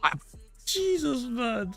Because he can't, so basically, he's just fucking asking us, like, guys, what are you going to give me the most money for to do? How can I milk you for as much money as fucking possible today? Please tell me the best way for me to fucking raid your fucking piggy banks. If you guys literally said to me right now, play Clear Obscure, just finish the story, I would do it. because I don't want the playthrough to die. But at the same time, I'm telling you right now, I'm going to get significantly less enjoyment out of doing that. I feel like I want to do the content in the game, and I'm missing out on a representation of what that game is meant to be if I don't do this content that is opened up in front of me. But people are saying they're bored. Just beat the story. I don't know. I mean, that would make me sad, but I would do what you guys want. All right? Because I am. To be honest, I'm beholden to the viewer. I have to do what you guys want. So does that make you a fucking shill for not fucking just, doing what other people want you to fucking do? I thought Phil was not about that sort of content creation. Wasn't he all about fucking just playing the games he wants to fucking play? Because the games he's got a passion for his games or whatever, and he's not beholden to fucking any sponsorship or whatever telling him what to fucking play or whatever. You can't just sit here like a fool and do what I want all day, every day. I'll go out of business. I have to listen to feedback from the viewers and do what they ask for, okay? But when they ask you for less, you fucking lash out at them and say they're fucking stupid. Princess Luna, as much as I would like to do that, it's not possible. Princess Luna says, you consider finishing games off stream, uploading them as separate videos, and then finishing other games on stream. I would have to clone myself. I'm here. If Phil cloned himself, he would fucking spend all day just fucking himself. In this office around 10:30 a.m. every day till about 4:30 p.m. Then I get about an hour to an hour and a half break, which is me eating and doing errands and spending some time with my wife. I'm back in this office by 6:30, and I don't get to leave until after 10:30. Then I spend an hour with my wife, and I go to bed. That's my day. I don't have endless extra hours to do offline gameplay content and do offline series plus streaming online series. I can't. I would have to have a team of people working for me to pull that off, and I don't. I'm a one-man show. I always have been. And some of the appeal of what I do is because I'm not sold out. I'm not corporate. You've always been a one-man show, apart from the time you had a whole team, Darziak, of editors working on your throwback channel. I don't treat this like I put on a fucking suit and tie to pump out this highly polished content. It's just a dude enjoying games, right? So, I don't... And maybe that's a problem, Phil. Like, you cannot... Earlier on, he was bragging about being an 18-year-long content creator on YouTube, whatever. My longevity. I'm still doing great work. People are fucking jealous of me and all that shit. Earlier on, he was fucking bragging all Billy Big Balls over here about how much hot shit he is, whatever, because he's been doing this for a long fucking time. And now I'm just the average guy, I'm the average Joe. I'm just like you guys. You can't decide on... And it's the same day, it's the same stream. And you can't decide whether he's a fucking big deal or he's just some sort of fucking average Joe Schmo. Think that your suggestion is off kilter or crazy or ill-spirited at all. Don't take it like that. I'm just saying this is not viable. Either I'm a full-time interactive streamer or I'm an offline YouTuber. I can't be both. I can't clone myself to have, I play Clear Obscure offline and upload many hours of footage of that a day, plus I'm doing 6 to 8 hours of streaming a day. I can't do it. I'll be honest, I am exhausted with the level that I work. If you haven't noticed, I've been trying to take extra time off this. Fuck off. Fuck off right fucking now. What fucking work? Phil, shut the fuck up. Shut the fuck up. You have no concept of what a hard fucking day's work actually fucking is. Now, I'm not trying to fucking say that content creation is easy. It's not. Like, making content every day, it's not it is challenging at times, okay? But Phil does not work hard at what he fucking does. Does not even fucking come close to fucking working hard. He fucking barely puts any fucking effort into it in the fucking first place. Pressing start record and stop record is the amount of effort it goes in to the fucking videos that he uploads. And the live streams and fucking themselves, you know what I mean? They just start stream, end stream. I'm like, woof, that was exhausting. I had to fucking play that game for a few hours. I went and watched the fucking chat telling me what to fucking do. Boy, fucking howdy. Like, I don't know about you guys. Here's how my day panned out. Okay, here's how my day panned out. Woke up, but before, it was like, about 5:45 in the morning. 5:45 in the morning, alarm goes off. Get ready very quickly, whatever. Get myself to, into Glasgow for work, nice and bright and early, whatever, you know what I mean? Grab myself a wee cup of coffee as well and all that shit, you know what I mean? Get all fucking nice and, get a good shower at work, get a shave at work and get a shower at work as well, make myself all nice and smart, I begin work by 8 AM, you know what I mean? All fucking good, great stuff indeed. Have breakfast at work as well, grand stuff indeed, has some fucking porridge at work, fantastic stuff, 8 o'clock till 4 o'clock, working away, fucking doing what I fucking can, earn that fucking bread, you know what I mean? Earn my fucking paper, Get home. So I'll leave work, I'm on a fucking bus, it's like I fucking leave work, get into the fucking shop, grab a couple of essentials, get on a fucking bus, hours journey home, whatever, you know what I mean? I'm home by about fucking, you know, like, you know, half five in the fucking evening or whatever, you know what I mean? I've been out the house almost 12 hours at this point, you know? Almost 12 hours since leaving the fucking home, whatever, I'm back home eventually, you know what I mean? Get dinner sorted, whatever, wash up the dishes, whatever, and then bingo. Get bingo set up and prepared or whatever, you know what I mean? And this is, for me, thankfully, I am so glad I don't fucking do this as a job. This is us, most detractors, in fact, almost all detractors, I would say. You know, that being said as well, and, you know, the LTWPIG, you know, like Broadside Phil, we have our own jobs and we have our own fucking lives, of course, but in between time, we enjoy doing this. This is a fun little side thing to do, you know what I mean? It's a fun little hobby. We fucking point and laugh at the fucking bad man. This is not an essential necessity for us. It's fun to fucking do, you know what I mean? But yeah, it's like, what I'm saying though, we can do this for fun. This is what I'm saying. When Phil, this is why Phil has no passion for gaming anymore. Because it turned into an essential way for him to fucking live, as you know, as the way to fucking pay the bills. You end up hating the thing you fucking love because, you know, you're forced to fucking do it to pay the fucking bills. You know? Ah, jeez, man, it's like, I wouldn't, I don't know about you guys, I would not want to be a content creator on YouTube. I mean, I do create content on YouTube, but I wouldn't fucking want to do it as a fucking job. I would hate to fucking do this as a fucking job. If this was a fucking way to fucking make ends meet and fucking pay the fucking bills, whatever, and all that shit, you know what I mean? I would be stressed about fucking nut, you know what I mean? Because that shit is like, there's a huge fucking, it's like, it's so much competition out there, you know what I mean? You've got to try and fucking stand out from everyone else who's fucking doing the same shit as you are. And Phil thinks he's fucking special because he's been doing it for fucking longer than anyone else. Who cares if you've fucking been doing it for longer than anyone else? Is it good or not? You know, is it good or not? It's as simple as that, Phil. If your content isn't that good, people will fucking just fucking go and find someone else to fucking watch and enjoy. Broadside Phil has sent me... Oh, don't show us to fucking Prophet. If Prophet sees this, then Jesus fucking Christ, man, he's gonna fucking be sliding your fucking DMs. Broadside Phil sent me this.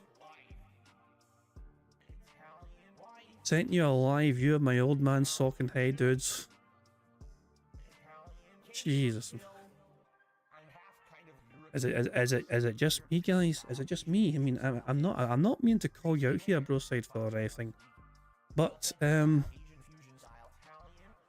haven't exactly got strong calf muscles, have you? That's looking a bit lacking.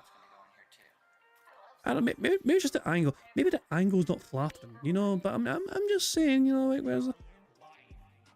I think Phil may have bigger calf muscles than you do. I'm just saying, it's just an observation. It's just an observation, you know. Of course I'm kidding on. Of course I'm kidding on. But there we fucking go. Jesus Christ, man. This copium session from Phil has been unreal. It's the angle. Of course it's the angle. Yeah, that's what it is. It's definitely the angle. But yeah, this session from Phil, it's like, why am I not getting money, guys? Explain to me why you weren't giving me money, guys. It's fucking ridiculous. Spend with my wife. We want to take an extra day off in the next few weeks, and we don't even know when we can do it. Can't do it this week because of Night Rain. Can't do it next week because you've got both the launch of the Switch 2 and you've got Summer Game Fest. Don't even know we can do it the week after. I don't know. It's like frustrating right now, you know? And that's the thing. That's it. Phil's life is fucking... He's a prisoner. He is fucking trapped. He can't do what he fucking wants. He's his own boss. You know? Sorry.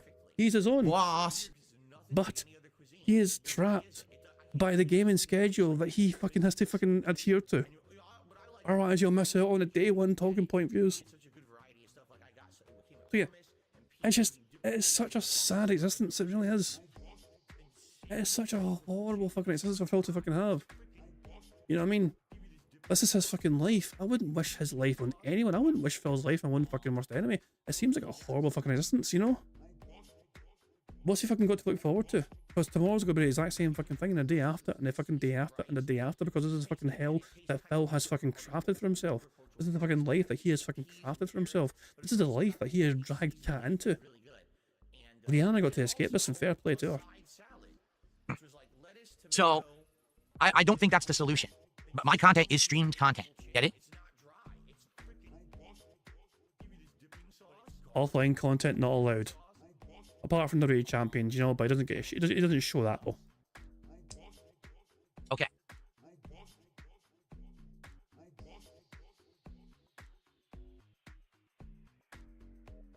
there any more gold dust to Well, someone took $2. Now here's another take. Listen to this. Most gamers are playing games from years ago, and the most popular streamer games are old. The average gamer only buys 2 games a year. Most gamers aren't just on to the next thing. Even your Suikoden playthrough did well. I don't think it's the age of the games that's the issue. You focus too much on hot new releases. That, I think, is actually a pretty good point. I think, to be fair, I think that's a really good point. I don't know about you guys. I don't get through a lot of games these days myself. You know? And that's just, I don't play as many games these days. You know?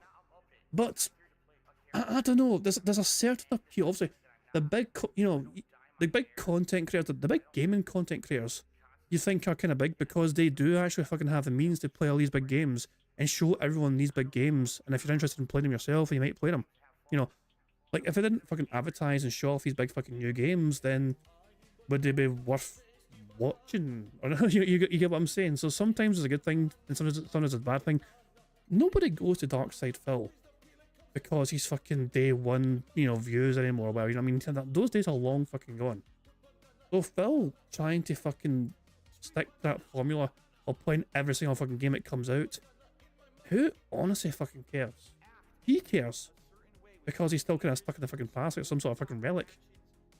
Listen, I'm down for playing older games. I've told you guys. I like the fact that I can go back and play older games when you recommend them, right? And that's worked well. Take a look at what happened with Onimusha, which I didn't even know what it was. I think Phil missed a point in his fucking message. You know, it's not just about fucking playing older games. It's just saying you don't fucking have to play newer games. Like, Phil's hyper-focused on playing newer games. And maybe he'll play older games in fucking downtime. No, that's not what he's fucking saying. He's saying that some people ignore newer games because they play older games instead, which is more popular for themselves and their viewers. And then I played it and I absolutely loved it. You know, the only reason we're not playing Onimusha 2 right now is because I'm stuck into too many lengthy playthroughs and I don't have time for it in the schedule, right? Oh, excuse me. So, listen, I'm down for older games.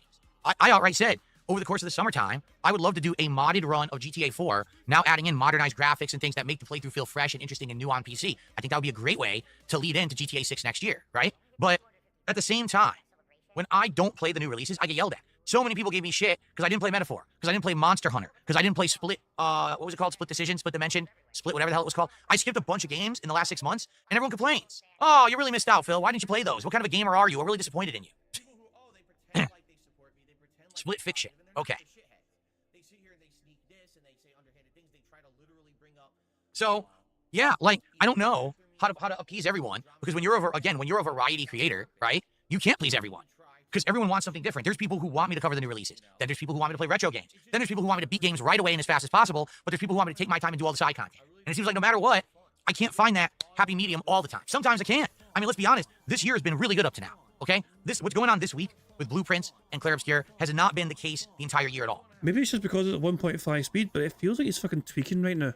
Like I'm in a mind like fucking, it's just the way he's acting. It feels like he's fucking tweaking right now. Just watch him. I mean, listen to him, but just watch him.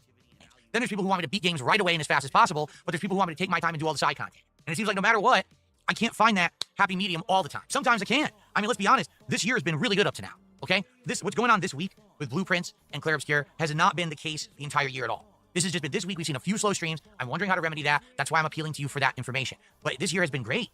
I've apparently been a good job juggling, or done a good job juggling everything and trying to appease as many people as I can, knowing that I can't be perfect to everyone, but I think there's been something for everyone that everyone has really enjoyed, right? And trust me, it was tough because I was in the midst of a bunch of drama nonsense, and you saw how hard it was for me to pull myself out of that, but I managed to do it. And I'm doing consistent. According to your original narrative, it was your intentional decision to have orchestrated that in the entire first place. I love how Phil's story of the Kino arc changes depending on what fucking day it is. You know, at the time, it was a fucking game of 4D chess on Phil's part all along, and he used Kino for his own financial gain. And ever since then, it's been like, oh, those guys stabbed me in the back. They tried to get me to do content. It was awful. Well since, so I'm happy for that. But I'm curious what to do with these playthroughs that are this long, because you notice these are the playthroughs that are the problem, not anything else. Any game that I can beat within a couple of weeks, no issue. It's only when the games get to the point where we're talking like a month or 2 months. You know what I'm saying? That's tough. It's tough to figure out.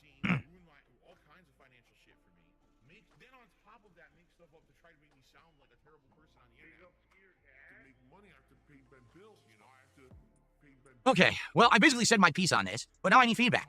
I'd like to know what to do. Do I literally just skip lengthy games? Is that the problem? Because it seems like those are the games that are creating the problems right now, right?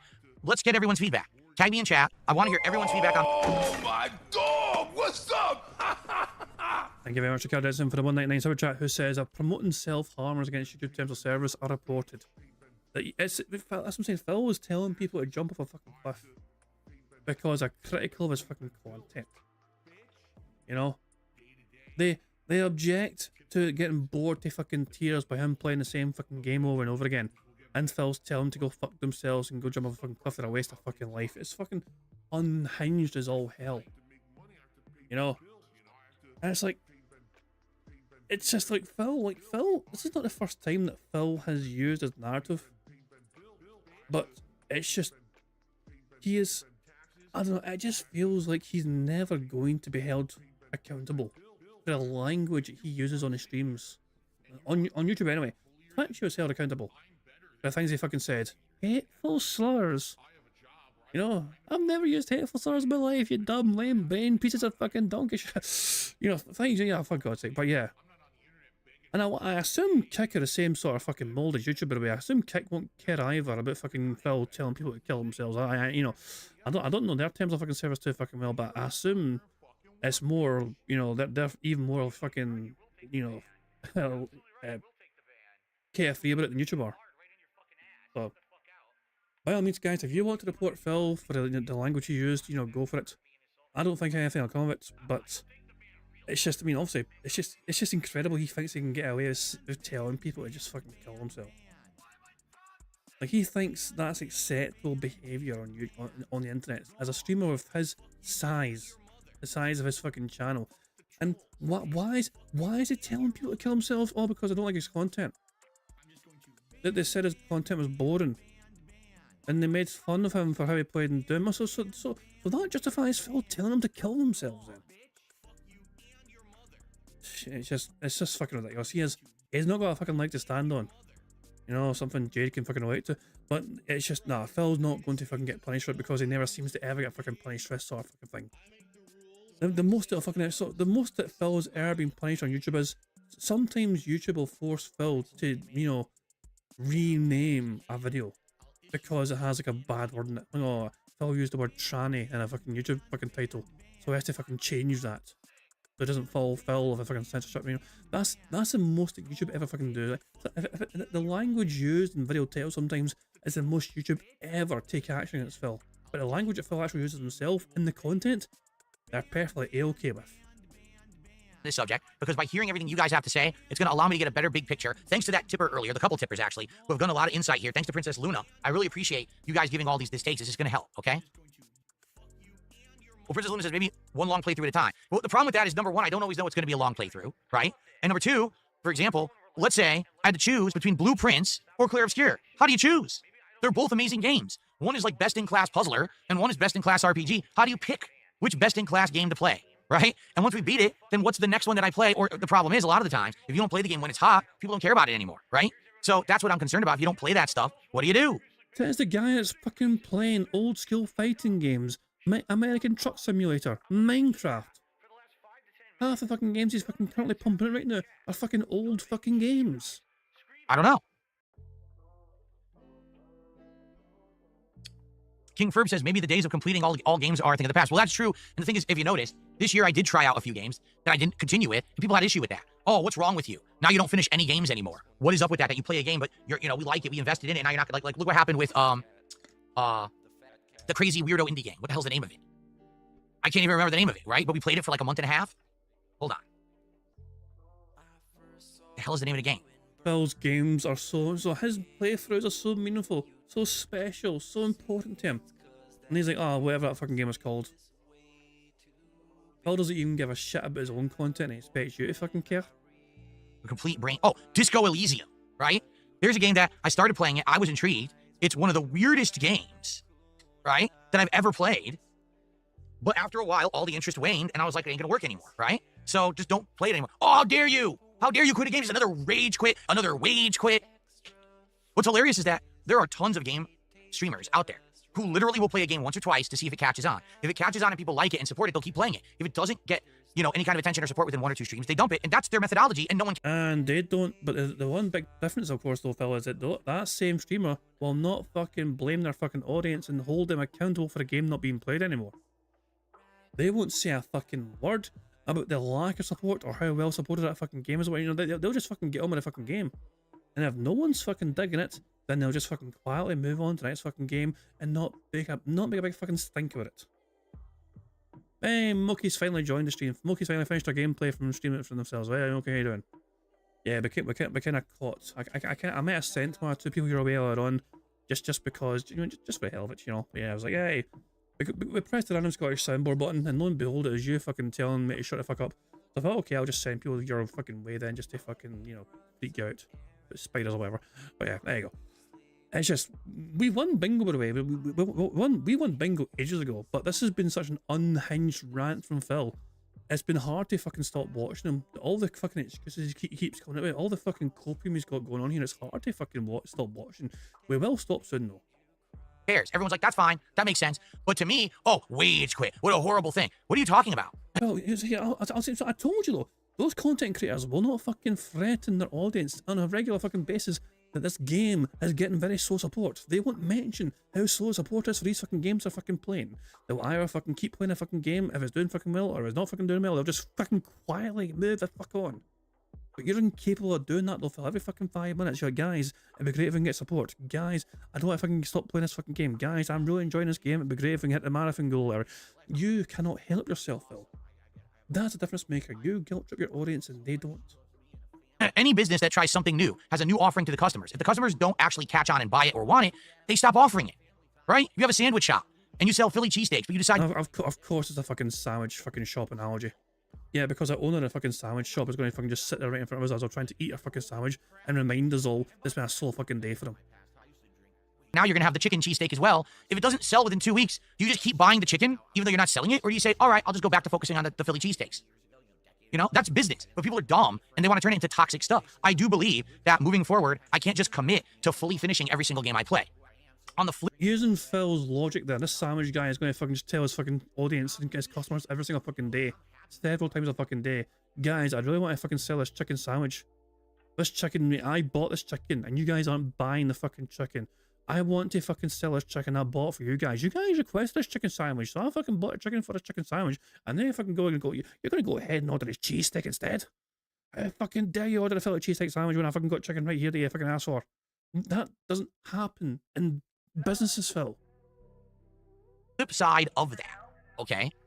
There are games like, for example, here we go, Clear Obscure Blueprints. They did well at first. Absolutely they did. I love them, and now we've invested so much time in them, I don't want to give them up. But again, I can't continue to say, hey, well, now I have 2-3 games in the rotation that are 30 hours long, and now no one's showing up and supporting them, so what do I do?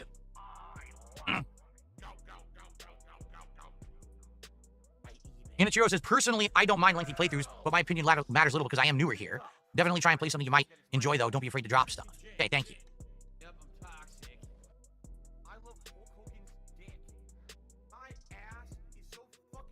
You hear it's the actual opposite. You hear says that's the issue. Instead of seeing yourself as a streamer, sounds like you see yourself as a business person. It makes it seem like you don't have passion anymore. No, the problem is I have so much passion that I haven't sold out, so I don't have to worry about this shit anymore. Okay? Oh, you have no fucking passion. You have shown more passion talking about a fucking sandwich shop, a mythical sandwich shop that you fucking do about the content you created. You showed more passion about some mythical sandwich shop than you did about fucking, you know, oh, that fucking random weirdo indie game that you played a while ago. That's called easy. That's you don't give a shit, Phil. You honestly fucking don't care. We can see the lack of fire and passion in your eyes. You fall asleep through half of the fucking streams you fucking play, especially ones that have some lengthier cutscenes during the fucking night streams. You have to force yourself to fucking drink alcohol in the fucking American Truck Simulator streams just to fucking, you know, keep the audience interested and engaged, because without the fucking alcohol, they wouldn't give a shit about what you were fucking doing. The guys, look at me, I'm drink drive and I'm gonna get a fucking wheel. Yeah, give me money. But you got to try and ham it up because you and your personality are not enough. You cannot entertain an audience. The game can't entertain the audience for you, and you are certainly fucking incapable of doing it yourself without fucking trying to add some bizarre gimmicks to it. Why are there content creators much bigger than me that don't have to worry about this? Because they have 4,000 sponsors, because they shill crap, products, games that are garbage, but they tell you to buy them. There's ads all over their shit. Click here for the referral code. Click here to buy this piece of fucking trash, right? Or... Phil, you have fucking shilled products as well. Don't you fucking dare pretend you've never fucking shilled products in your fucking life. Oh my dog! What's up? But this motherfucker has shilled fucking beanbag chairs. Riding it like a fucking horse. It's great for my fucking back, guys. This motherfucker has shelled fucking gaming PC chairs. This motherfucker has shelled gaming controllers. This motherfucker has shelled Loot Crate for years and years and years. He's gonna fucking pretend to be above such fucking things when he spent years shelling himself like everyone else fucking did. Phil's pretending he's pretending to be above all that shit when he was fucking in, he was all in it. For the longest fucking time he was all in that fucking shit, trying to milk that shit for all it's fucking worth. I get Cal Denson for the 199 super chat who says, oh my god, got a response. What, Phil responded to you now? Or, because I'm behind Phil course by 45 minutes. Was that you, Phil? Hold on. Phil responded to you. So you said something in Phil's chat and Phil responded to you on YouTube. Wait, was that? Did it happen now, as in future, or did it happen now? Oh wait, YouTube responded to you. You reported Phil and you got a response on X. Oh, hold on a second. Hold on. Give me a wee second here. Let me check on YouTube. On Twitter, sorry. On Twitter.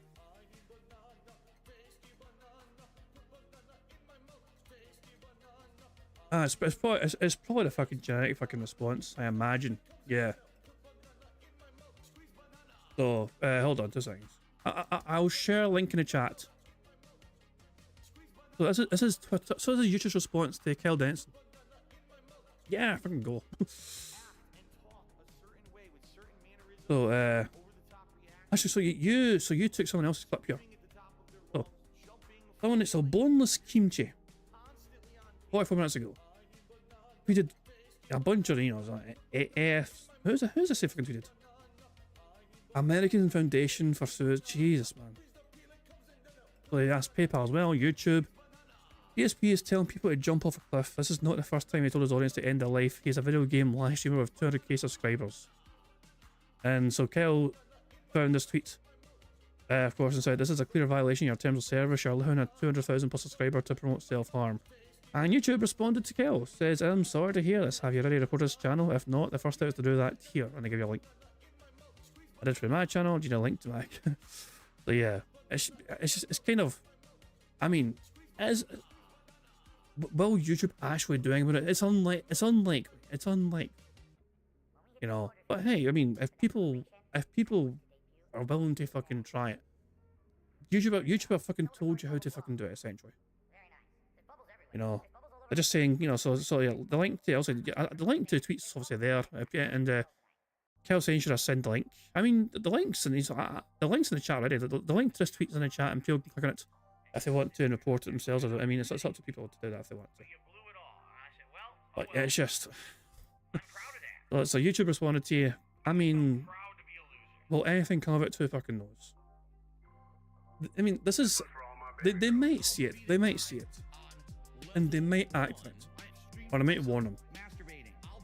It's very hard to imagine YouTube taking action on Philvo.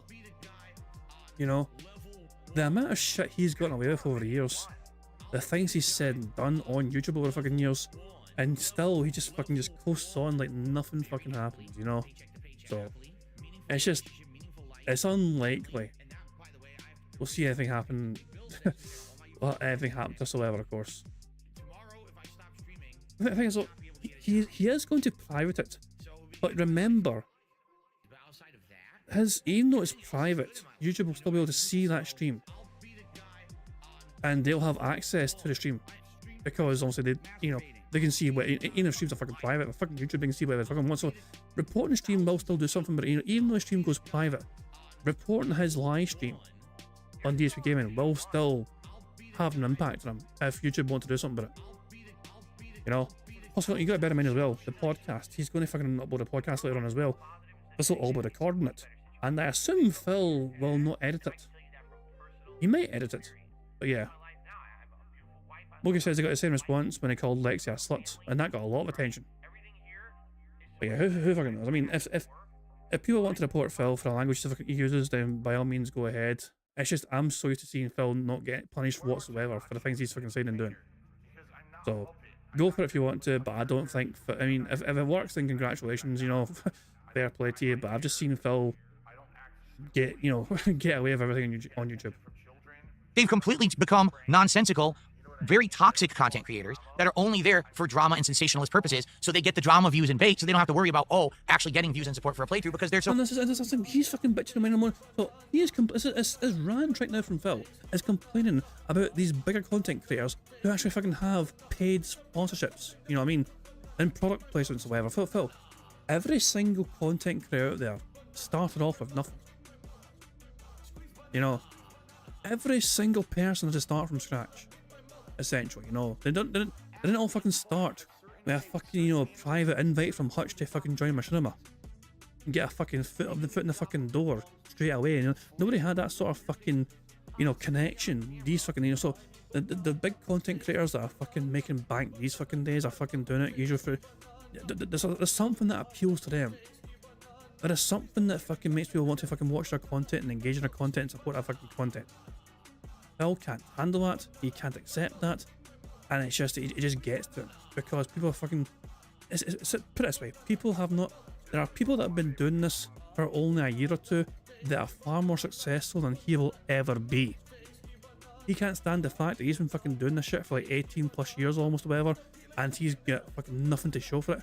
Meanwhile, fucking random kids can fucking turn up to fucking YouTube these days after a year or two will have made far more money than Phil would ever dream of, and he can't handle it. His ego won't allow that to fucking accept that fact that their content is so much more entertaining to an audience compared to what he does. Busy, ragging on people and hurting things all around them, burning everything scorched earth. Doesn't matter, they're just so super popular and make tons of money anyway. I'm not like any of that. Literally, I don't do drama and I don't chill. I don't do the two things that actually takes the soul away from a content creator. That's why I'm so passionate. That's why you see me actually bothered by this. Okay? Another creator will be like, oh, fuck it, just drop the game, don't give a shit about it, right? We'll just go on to whatever's gonna print me more money today. On to the next sponsored stream, on to the next paid thing, on to the next, oh man, my playthrough didn't do well yesterday, let's do a big drama video today.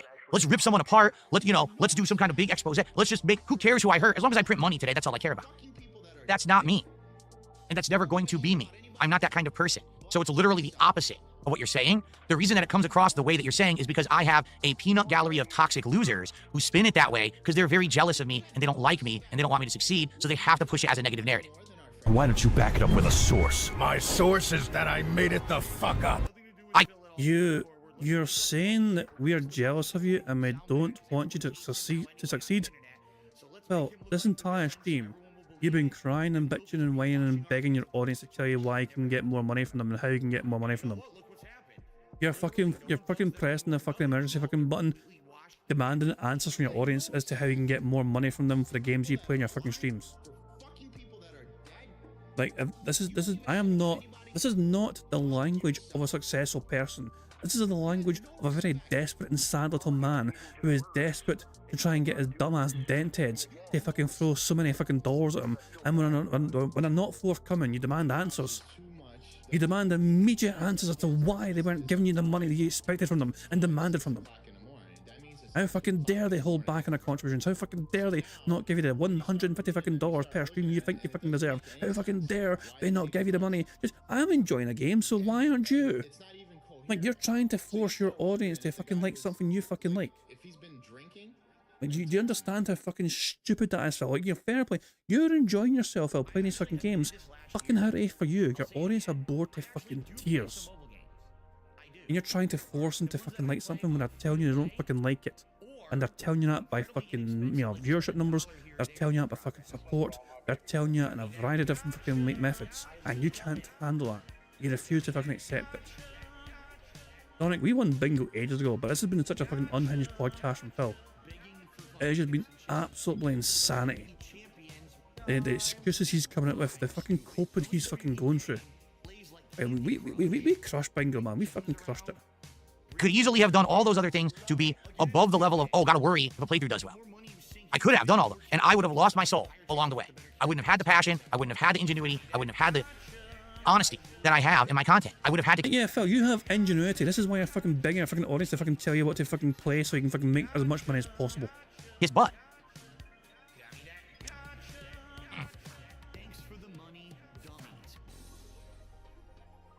Yeah, I mean, listen. Right now, because Zangief just said this over in the kick chat, he's talking about the FGC stuff, right? Why is Darkside Phil the only person who has issue with rollback netcode? I'm not. I'm just the only person who has an audience who actually complains about rollback fucking netcode. go. I'm the only person who, like, now it's not an overly positive audience, but I still have an echo chamber.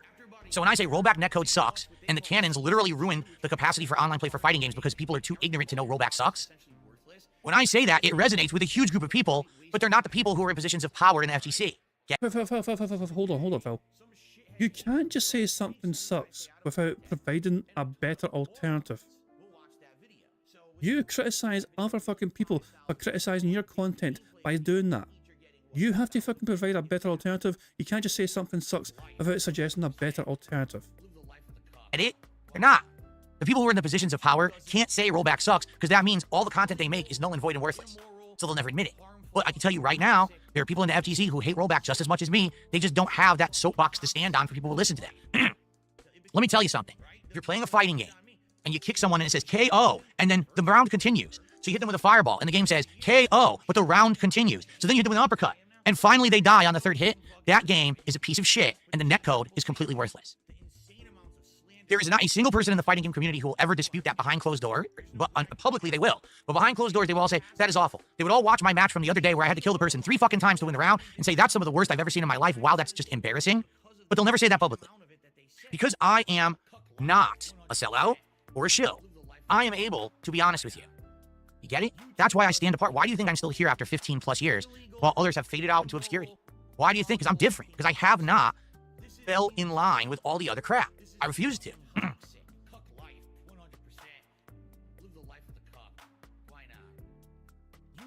Bruh. Anyway, all right, so again, what we really need to figure out here is what do I do about these lengthy playthroughs? First of all, today we're playing Blueprints. We're going to make great progress again, I feel like. Every time we've played Blueprints, we're finding a Sanctum key. We're solving one of the big mysteries of the game, right? At this point, what we have to focus in on is basically finding the last 5 keys, the last 5 Sanctum doors. Then we need to get all the history in line so that we can solve the puzzles behind those doors. And then we're good. I think that's the end of the game. And we're getting closer every single stream. Sorry, I got distracted by something in the chat there. So, will people stick around for Blueprints? Will you engage and support with Blueprints here in its final hours? We're nearing the end of the game. Someone actually said, does it have a definitive ending? It actually does. If you open all 8 doors and you solve the puzzles, you get the true ending of the game, from what I'm to understand. But we're getting there. We solved one of them. We're solving more, you know. We're going to get to that eventually. But we have to figure it out. So, will people show up and stick around for today? And there's ENS with his mandatory big wailing super chats. I'm torn, as I love Blueprint streams and want to see these last few puzzles solved and get the story finished. But I can understand why people are getting bored of it. ENS is the sole reason why Phil moved it back to the day streams in the first place. Them and them alone convinced Phil to move it back to day streams from night streams, so he can give his minimum contribution of like 20 quid. I'm very curious. Will Phil convert it to dollars, or will it count it as $20? That's like $24, $25 US. Is Phil going to do that today, or is he going to just fucking pretend it's dollars? Will you please support Blueprints so that we can get the goals? We can actually get support. We can do rewards. Here's the thing I'm nervous about. All right. We have goals in line right now. All right. Like, for example, I wanted to hit our goal milestone by the end of the week, because if we did it by the end of the week, we could do this DSP tries at Burger King or whatever. And then we could, by the end of next week, hit 100 goals and we could do a marathon. All right. I know exactly what marathon I want to do, and I think you guys are going to love it.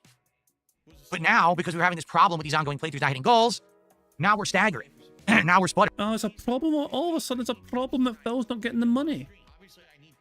I thought the whole point of having the reward system done like this is that it wouldn't be a fucking pressure thing for the audience to fucking hit the goal of a stream. Remember when Phil fucking, phrased it that way? But it's alright, guys, it's like we don't have to fucking have pressure now. There's no more streaks. Because there's no more streaks, there's no more pressure on the audience to fucking hit goals every stream.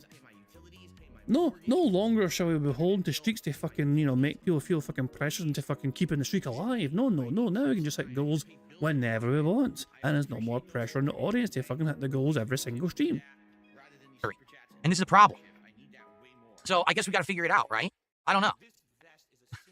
By the way, I'm getting support. This is funny. I'm getting support, and Zangief goes, just for the record, I want you to know this is not for blueprints. This is because I like your podcast. Fair enough. Understand that's why I do the podcast. There are people who literally come by just for the podcast. And why do you fucking skip it yesterday? And why are you skipping it on fucking Friday? You know there's a fucking audience for the fucking podcast, and yet you're sacrificing that sometimes. Some days it makes sense to do the podcast, and some days it doesn't. It makes no sense to do a podcast on Friday morning when everyone's going to want to see Night Rain, so we'll skip the podcast then. But there's other days when the podcast makes sense. Today was a very important day to do this podcast to figure out what to do about these lengthy games, okay? Arsehole. So let's do some shout-outs here. Ian S., who, by the way, Ian S. has been an absolute champion for Blueprints. I want to make this clear. Ian has been here. He has been the sole reason why it's on a day stream. He's the sole reason why it's still going. Almost every single Blueprint stream, and has tried to support them when he could, and I really appreciate that, Ian. You're awesome. You're the person who gave me the amazing feedback and was like, dude, you totally got to do this as a day stream because there are people who like the game who can't be there for night streams. There you go. That's Phil confirming. That's what I'm saying. Ian S. showed up in Phil's Daily Crap when it was a fucking night stream game, and he fucking said, you know, I would support this game if it was on day stream. And lo and fucking behold, there you fucking go. That shit got moved back to day stream immediately. Hold on one second. Is it converting? So Ian did a £20 super chat, which is the equivalent of $26.93. Oh, he counted it. What is he going to go on, Phil? Round it up to 27. Be such a benevolent fucking content creator. So thank you, Ian. Let's get that on the leaderboard. I'll give you the benefit of the doubt and count that as 27. The benevolence. Phil Burnell. The kindness of his soul. He rounded up 7 cents. Now we're at 45. Thank you, Ian. So Ian says, I'm torn because I love Blueprint streams and I want to see these last few puzzles solved and get the story finished, but I can understand why people are getting bored of it. It's just, for me, here's what drives me nuts, okay? I like variety, if you can't tell. That's why I'm a variety streamer, okay? I'm the kind of guy that, I've told you this, if I just sat here and played one game nonstop, I would actually get bored of it and get burnt out. If I just sat here and played Capcom fighting games, I'd be bored within a few days. If I sat here and I played just Clear Obscure, I'd probably be bored. I like the fact that because I jump around, different genres, different games, it makes it feel fresh and interesting every time I sit down here to stream. I really like that vibe. I like that methodology. I think it works perfectly, okay? The problem is, there's people who don't like variety. They only like this one thing that they like or what they're told is popular, right? And that's sad. A game like Blueprints, on paper, sounds boring. But if you've been following this playthrough from the beginning, and you've seen this game unravel like the layers of an onion, right? You peel off one layer, and there's another layer behind it. There were rooms that we had walked through 20... I'm sorry. Whenever I hear someone fucking say layers of an onion, I just think of Dawn Cake. Oh no, not everyone likes onions. Cake! Everyone loves cake. Cake has layers. ...times, and didn't realize that there was a puzzle in the room. Then we found the puzzle, like, oh shit, what's this? And then we another thing to do, another layer of the story, another piece of the pie, right? It just gets more and more interesting. But you have to have the attention span, and you have to have watched it all along. Right now, if someone were to turn into my Blueprint stream for the first time today, they would have no clue what in the hell's going on, nor would they feel engaged at all, right? But if you've been watching it since day one and you're invested in it, these are the best streams, right? Like, I'm loving this. I can't wait to play again today. Like, what are we going to find today? What new mystery? Where's the next key? What's the next big thing that we solve, right? I can't wait. But that's the thing about this game. You had to have been there along for that journey all the time, right? I hope people understand that. Thank you so much, Ian. So Zangief did 5 gifted subs over on Kick. I think it's time to fucking say goodbye to the bad man. Okay, I think we've kind of gotten the most out of his fucking unhinged, toxic fucking coping today.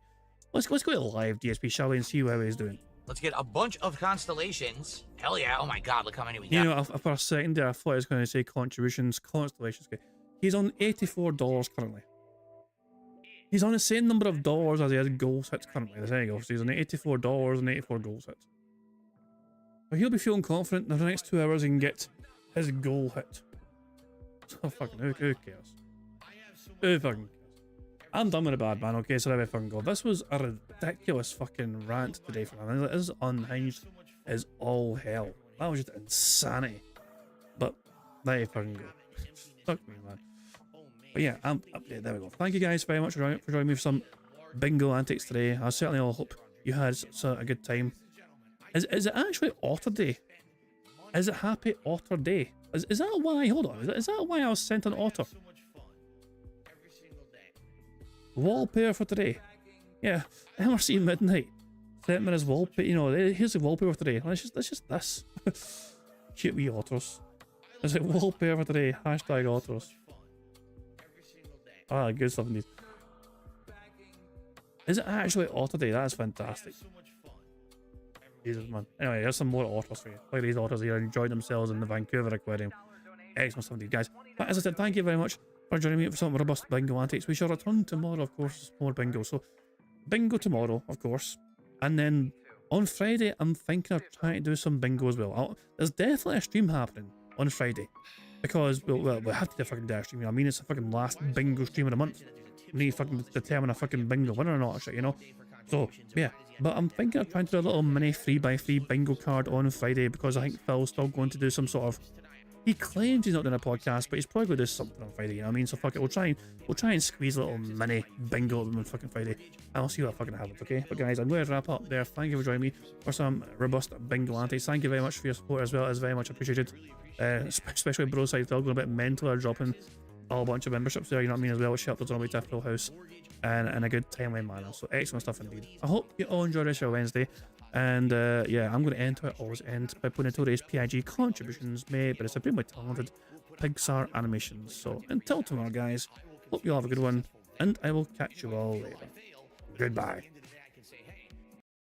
On September 14th, a pre-authorized payment of $16.51 from PayPal.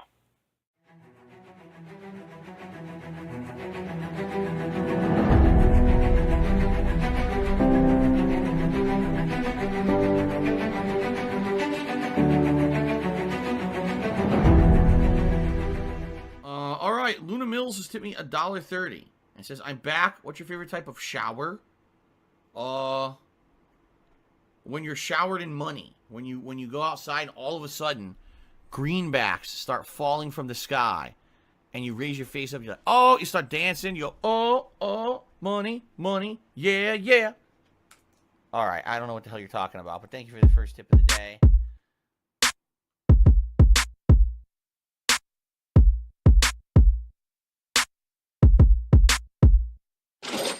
Money, money, yeah, yeah. Money, money, oh, money, money, yeah, yeah. Money, money, money, money, yeah, yeah. Money, money, oh, money, money, yeah, yeah. These contributions are mandatory. Money, money, yeah, yeah. Money, money, oh, money, money, yeah, yeah. Money, money, money, money, yeah, yeah. Money, money, oh, money, money, yeah, yeah. These contributions are mandatory.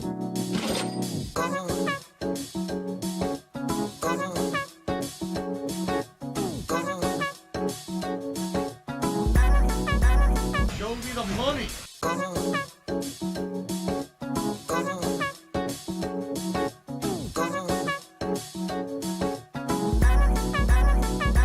Read. Money, money, yeah, yeah.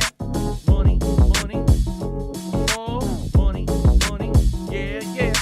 Money, money, money, money, yeah, yeah. Money, money, oh, money, money, yeah, yeah.